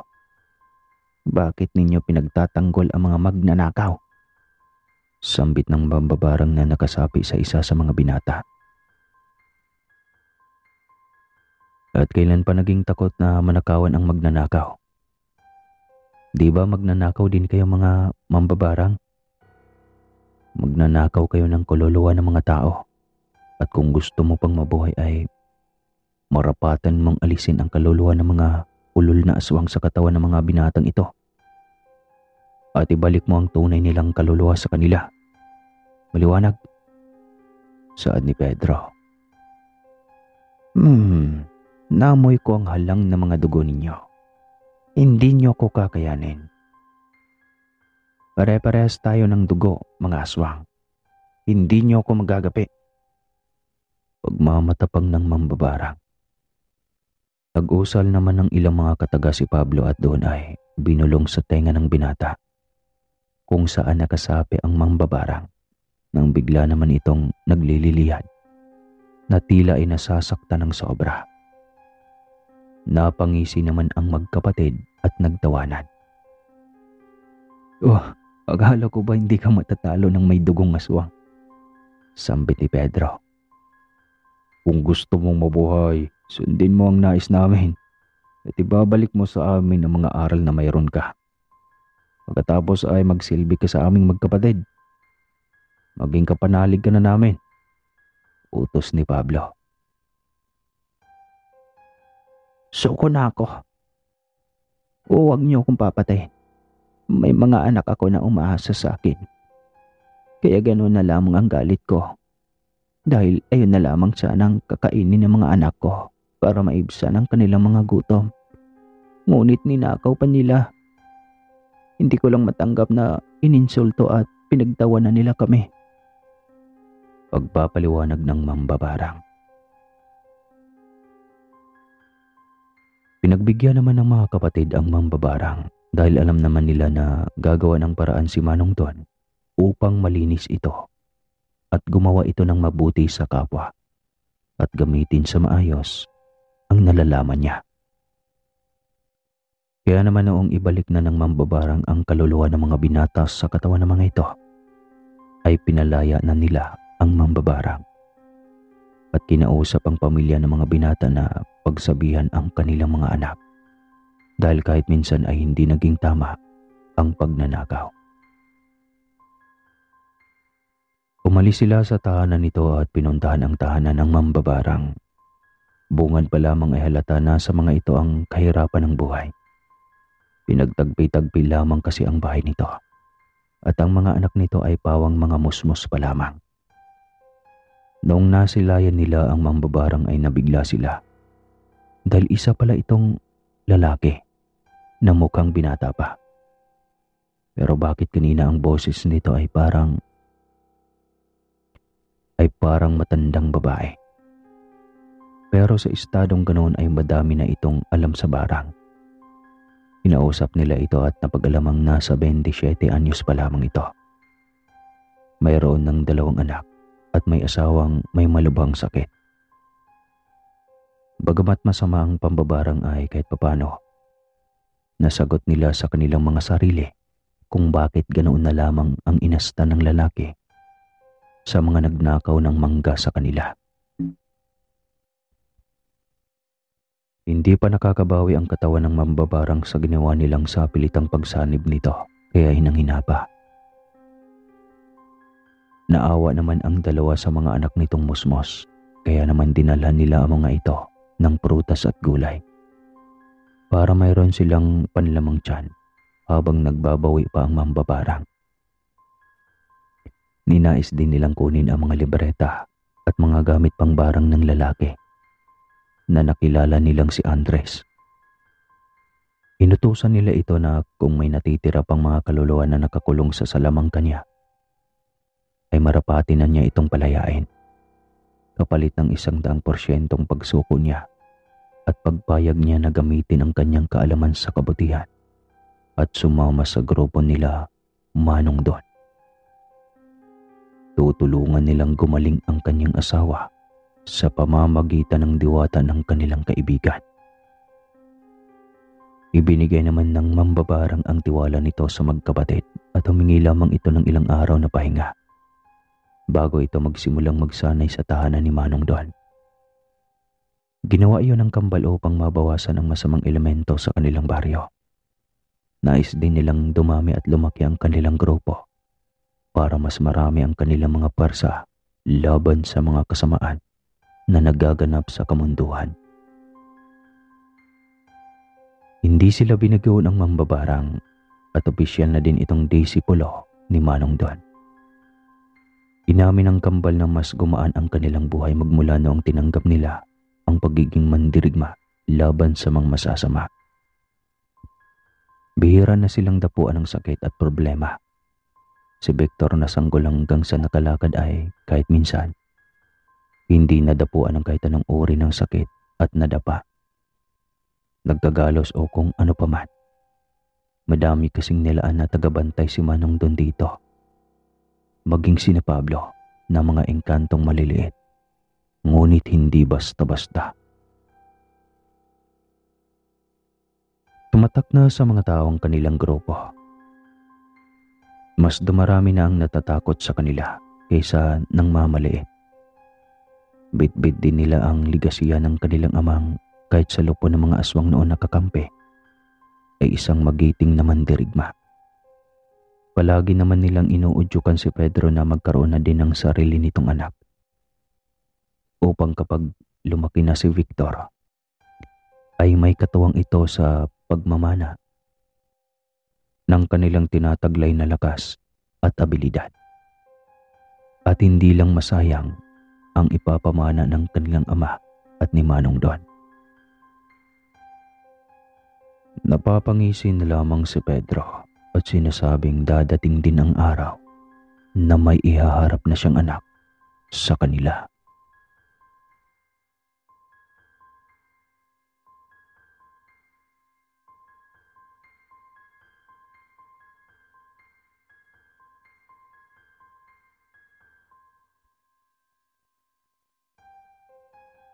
Abala man sa paggawa ng mabuti si Pedro. Kapag ang pag-ibig ay nandyan na, malabo na itong takasan pa. Nakilala ni Pedro si Gabriela. Noong may tinulungan kasi silang buntis na ginagambala ng mga aswang sa tabing ilog, ay nasipat niya itong naglalabas sa ilog. Nabigani siya sa taglay nitong ganda at mahaba nitong mga buhok. Ayon kay Pedro, taob ang ganda ng mga diwatang nakita niya sa ganda ni Gabriela. Kaya hindi na siya nagdalawang isip na kamustahin ito. At doon na nagtuloy-tuloy ang koneksyon nilang dalawa. Hanggang sa nagkaligawan at doon na nga nakamit ni Pedro ang matamis na oo ni Gabriela. Kaya noong sumapit ang ikatlong kaarawan ni Victor, ay dinala na niya ito sa kanilang tahanan upang formal na ipaalam sa lahat na balak niyang pakasalan si Gabriela at isama na sa kanilang tahanan. Ang lahat ay masaya at nagagalak sa ibinalita ni Pedro. Kaya kaagad naman nilang inasikaso ang kasal. At naging matagumpay naman ito. Nagtataka si Pedro. May katagalan na din kasi ang kanilang relasyon.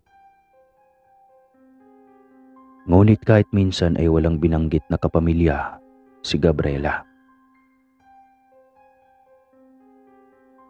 Kaya naman noong nandoon na ito nakatira sa kanilang tahanan, ay hindi naman siya nag-atubili pang magtanong dito ng mga bagay-bagay.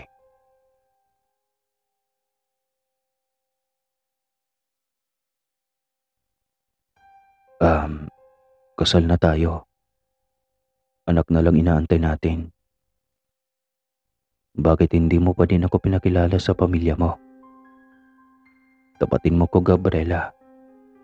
Hindi ba nila ako magugustuhan? Malumanay na tanong ni Pedro. Hindi naman sa ganoon, Pedro. Maging ako ay ayoko sa pamilya ko. Mas mabuti nang wag na lang natin silang kilalanin. Nakilala mo naman ako sa ilog nang ako lang mag-isa ang nabubuhay. Di ba? Dapat hindi na natin hahanapin pa ang wala. Saad ni Gabriela. Pero asawa mo na ako at may karapatan akong malaman ang tungkol sa iyo. Kung man maging tunog masama pero huwag mong hintayin na si Pablo pa ang makakaalam tungkol sa kanila. Babala ni Pedro. Teka, nag-aaway ba tayo? Ay, ko lang kasing pag-usapan, Pedro. Pasyensya ka na kung naglilihim ako. Pero para din sa ikabubuti mo at nila kung bakit ko to ginagawa. Nung nakilala kita may pagkakataon namang iwasan ka at lumayo sa iyo. Dahil alam kong mali sa mata ng aking pamilya na patulan ka. Dahil malapit ka sa gulo ng mga kasamaan. Pero minahal kita. kaya hindi ko yun ginawa. Ang aking pamilya ay mula sa angka ng mga dalubhasang mangkukulam. Kaya hindi ako umuwi sa amin dahil ayaw ko ang kanilang ginagawa. Kaya nagsarili ako. Pero Pedro, huwag niyo na silang pakialaman. Nagmamakaawa ko sa iyo. Kahit sa ganoon sila ay mahal ko sila. Salaysay ni Gabriela. Paanong hindi makikialam? Ibadami na silang taong naperwisyo. Isipin mo na lang na para sa kapakanan ito ng lahat. Seryosong wika ni Pedro. Pedro, malayo sila. May mga albularyo at antingero din na malapit sa kanila. Pero sila na ang bahala kung may gawin man sila. Parang awa mo na. Huwag mong antayin pagsisihan ko na naging asawa kita at daladala ko ang anak mo. Wika nito. Buntis ka? Bakit ngayon mo lang sinabi?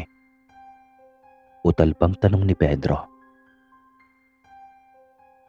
Si Manong Don ang nagsabi sa akin. Sabi ko, huwag ko munang sasabihin sa'yo. Tandaan mo Pedro, pag naghimasok kayo sa buhay ko, hindi mo na kami makikita ng mga anak mo. Oo, tama ka. Malamang ay nasa dugo ninyo ang pag-aanak ng kambal. Kambal ang nasa sinapupunan ko. At pag nalaman kong ikapapahamak pala ng aking pamilya ang pagpatol ko sa iyo, ay iiwanan ka na namin kaagad. Wika ni Gabriela. Umalis naman ito kaagad sa kanyang harapan at lumabas ng kanilang tahanan. Katuwang din kasi ito ng kanilang ina sa pagtitinda ng gulay. Kaagad lumapit si Cecil kay Pedro dahil narinig nito ang usapan nila. Buntis si Gabriela at kambal pa. Intindihin mo na lang Pedro. Huwag mong mamasamain ang sinasabi niya. Parte talagang pag-aasawa ang pag-aaway pero ikaw. Papakialaman niyo pa din ba ni Pablo ang pamilya niya? Kasi para sa akin hindi na dapat. Hindi na din nakilala ni Pablo ang pamilya ko dahil ayaw kong ipakilala sa kanya dahil inaabuso nila ako nung bata pa ako. Siguro, respetuhin mo na lang ang desisyon ng asawa mo. Payo nito kay Pedro. Salamat Cecil. Sa bagay, buntis nga pala si Gabriela. Di ba dapat masaya kami? Nag-away pa tuloy kami. At tama ka, hindi na ako para manghimasok. Saad ni Pedro. Lumabas si Pedro para sundan si Gabriela. Sinalubong naman siya ng yakap ng kanyang ina. Dahil ibinalita na pala ni Gabriela dito na magkakaroon na siya ng anak at kambal pa. Magmula noon ay naging doble ang pag-aalaga nila kay Gabriela. Kailangan kasi nito ng sobrang atensyon dahil 2 supling ang pinagbubuntis nito. Inaantabayan na naman ito ng asawa ng mambabarang na kasapi nilang si Andres na isang magaling na hilot. Habang si Manong Do naman ang kumakapa ng mga sanggol kung nasa ayos ba itong kalagayan. Mas tinindihan ni Pedro at Pablo ang kanilang trabaho.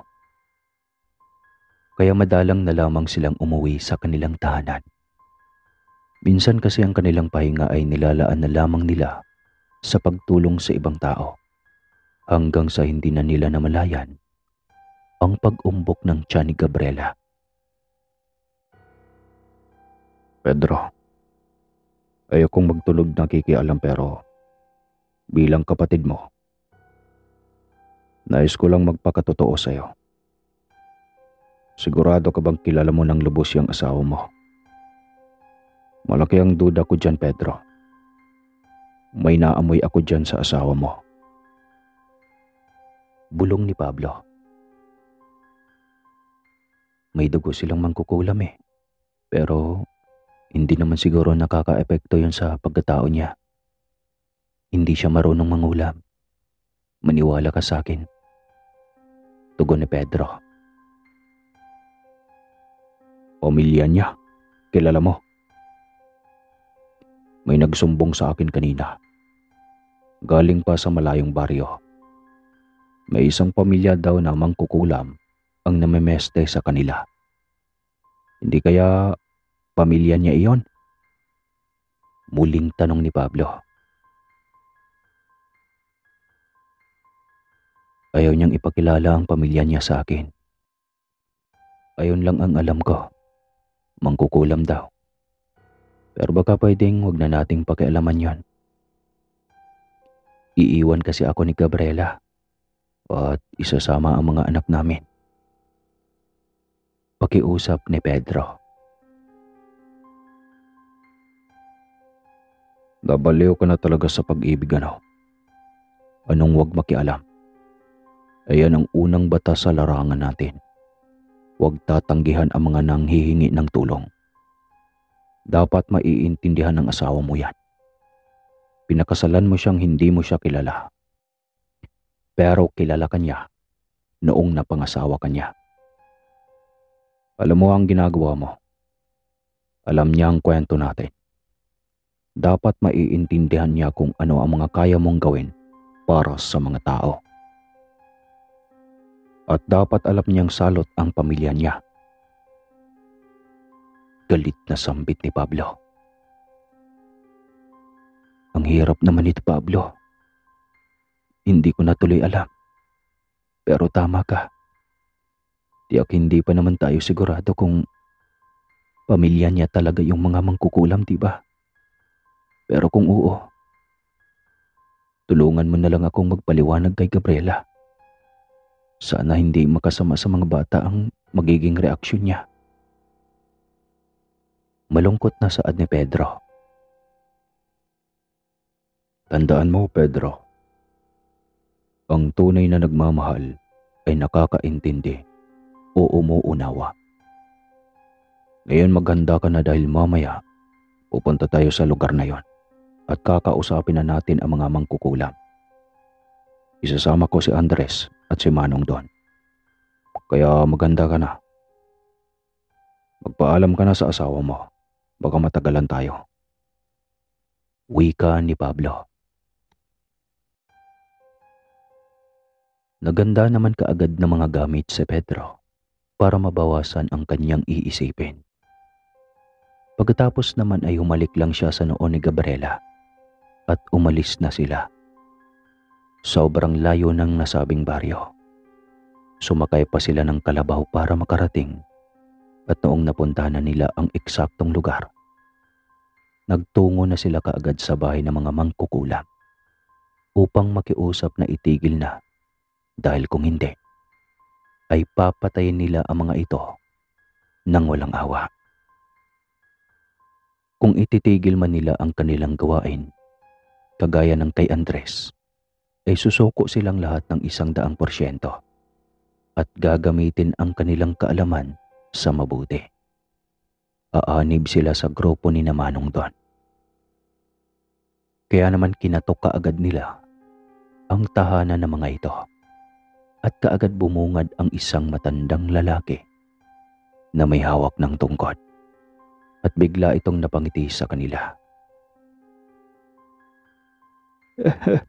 Teka, nandito ang asawa ni Gabriela. Lumabas kayo para batiin siya. Ako nga pala si Elias, ang tatay niya.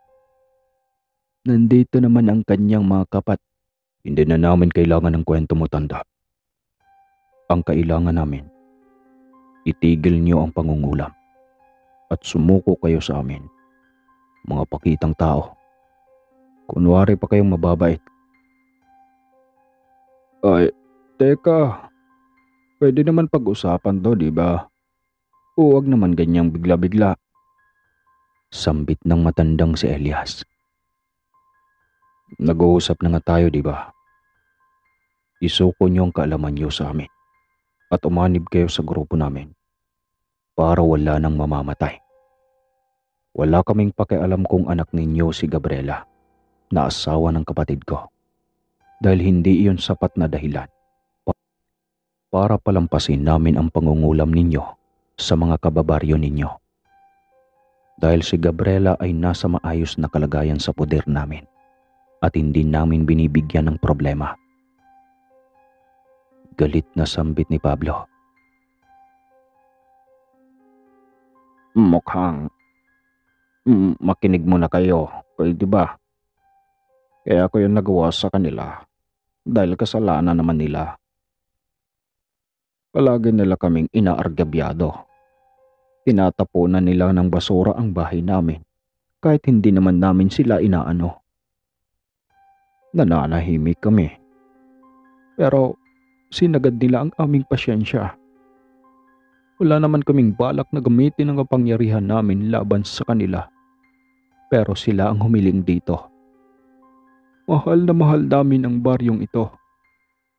Pero ang mga bagong tao dito ang nag-udyok sa amin para tablahin sila. Hindi naman namin sila pinatay, pinarusahan lang.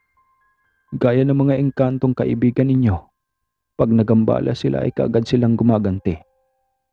Sana naman, naunawaan ninyo, hindi kami masama. Malumanay na sambit ng matandang si Elias. Kung hindi kayo masama, bakit ayaw sa inyo ni Gabriela? Bakit hindi siya nakatira kasama ninyo noong nakilala ko siya? Tanong ni Pedro. Dahil ayaw ni Gabriela ang aming lahi. Madami kasi ang nanghihingi ng tulong sa amin para manggagamot at ayaw ni Gabriela na itulong sa ibang tao ang aming kakayahan. Gusto niyang sarilihin lang. Ayaw kong siraan ang anak ko pero si Gabriela talagang mayroong problema. Kung pagsuko at pag-anib lamang sa inyo ang kailangan ay walang problema. Dati na naming ginagamit sa kabutihan ang aming kakayahan. Sambit muli ni Elias.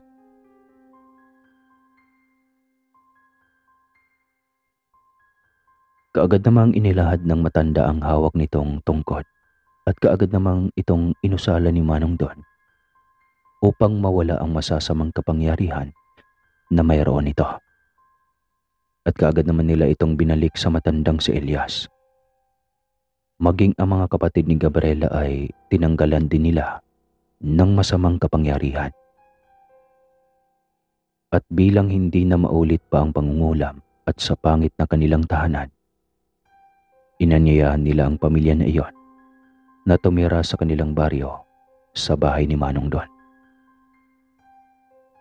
Malaki ang bahay ni Manong Don, ngunit mag-isa lamang siya dito. Ninais din nilang mangyari iyon para mailapit si Gabriela sa kanyang pamilya. Kaya ninais nilang iuwi kaagad si Tandang Elias at ang 3 pa nitong mga anak. Pagdating sa kanilang tahanan ay kaagad nilang tinawag si Gabriela. Ngunit noong makita nila ito ay tila hindi ito masaya.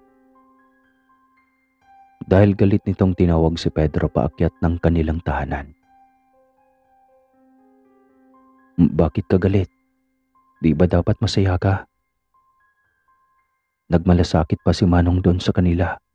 At isa pa, malapit ka na sa pamilya mo, sa tatay mo at sa mga kapatid mo. Tanong ni Pedro. Hindi mo naintindihan, Pedro. Ayaw kong ginagamit at pinapakidambangan lang sila ng ibang tao. Sinasaid ang kanilang kapangyarihan.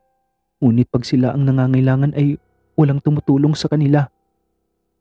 Galit na sigaw ni Gabriela. Pero Gabriela, ang pagtulong ay walang ihingi na kapalit. Alam kong naawa ka sa tatay mo at sa mga kapatid mo. dahil ginagamit lamang sila ng mga taong nasa paligid ninyo. Pero pagtulong ang intensyon ng pamilya mo. Kaya huwag kang mag-alala. Malapit na lang sila ngayon. Mababantayan ka na nila at maaalagaan din nila ang mga anak natin.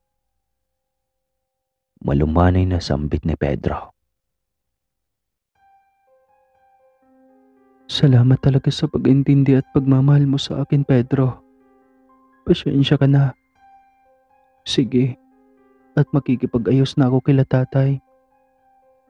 At ibabalita ko na din sa kanila na sa mga susunod pang buwan ay magsisilang ako ng 2 sanggol. Sambit ni Gabriela habang nakangiti. Niyakap naman ito ni Pedro para mas lalong gumaan ang loob nito. Mga bandang hapon ay napagdesisyon na ni Gabriela na dalawin ang kanyang ama at mga kapatid sa tahanan ni Manong Don. Nakapag-usap naman sila at nakapagpatawaran. Ngunit hindi pa sila pwedeng magkitang madalas sa ngayon. Dahil hinahasa pa sila ni Manong Don sa larangan ng kanilang papasukin.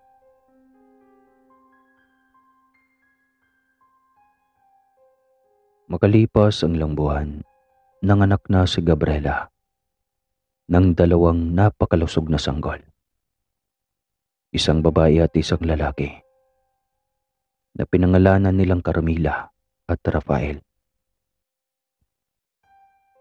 3 na ang supling ng kanilang pamilya. Mabilis lamang lumaki ang mga bata. Ilang taon lamang ang lumipas ay pawang magkakaedad na ang 3. Naging mabuting halimbawa naman si Victor sa mga maliliit niyang pinsan.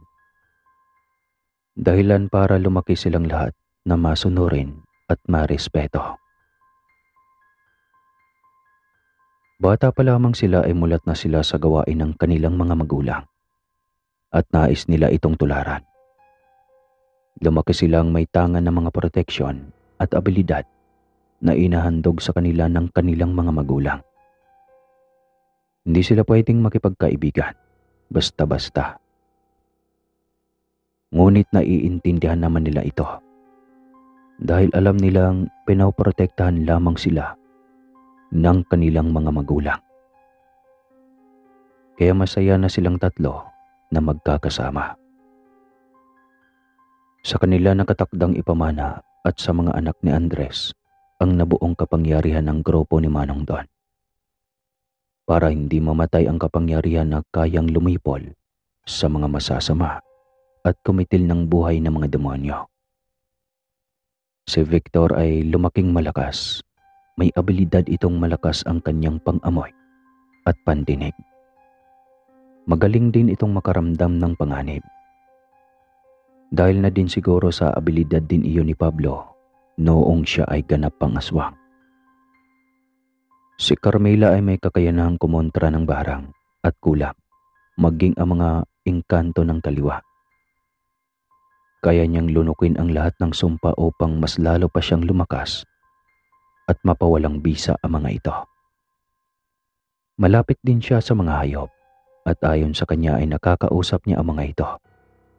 Dahil ang abilidad na iyon ay handog na Pedro at ni Manong Don. Si Rafael naman ay may abilidad pang nag-uutos sa mga halaman at mga diwata. Malapit din si Rafael sa mga tikbalang at mga lamang lupa dahil handog iyon ni Manong Don sa kanya.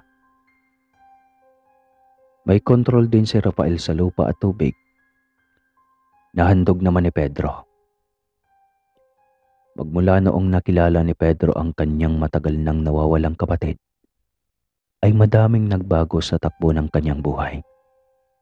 Sandali man niyang nakilala ang kanyang ama, ay masaya siyang nagkaroon siya ng pagkakataon na makasama ito at ganoon na din ang kanyang ina.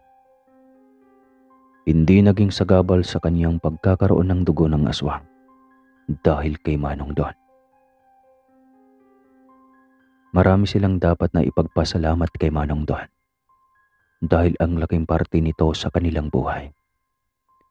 Pero wala namang mas ikasasaya pa si Pedro noong makilala niya si Pablo. Parehas man sila ng kapanganakan, ay ramdam niyang mas matanda ito sa kanya. Naging tagapayo at gabay na ito na parang isang matandang kapatid at ama. Naging kasangga niya ito sa kahit saang labanan na nakasangkutan nila at hindi siya nito pinapabayaan kahit isang lingat lang.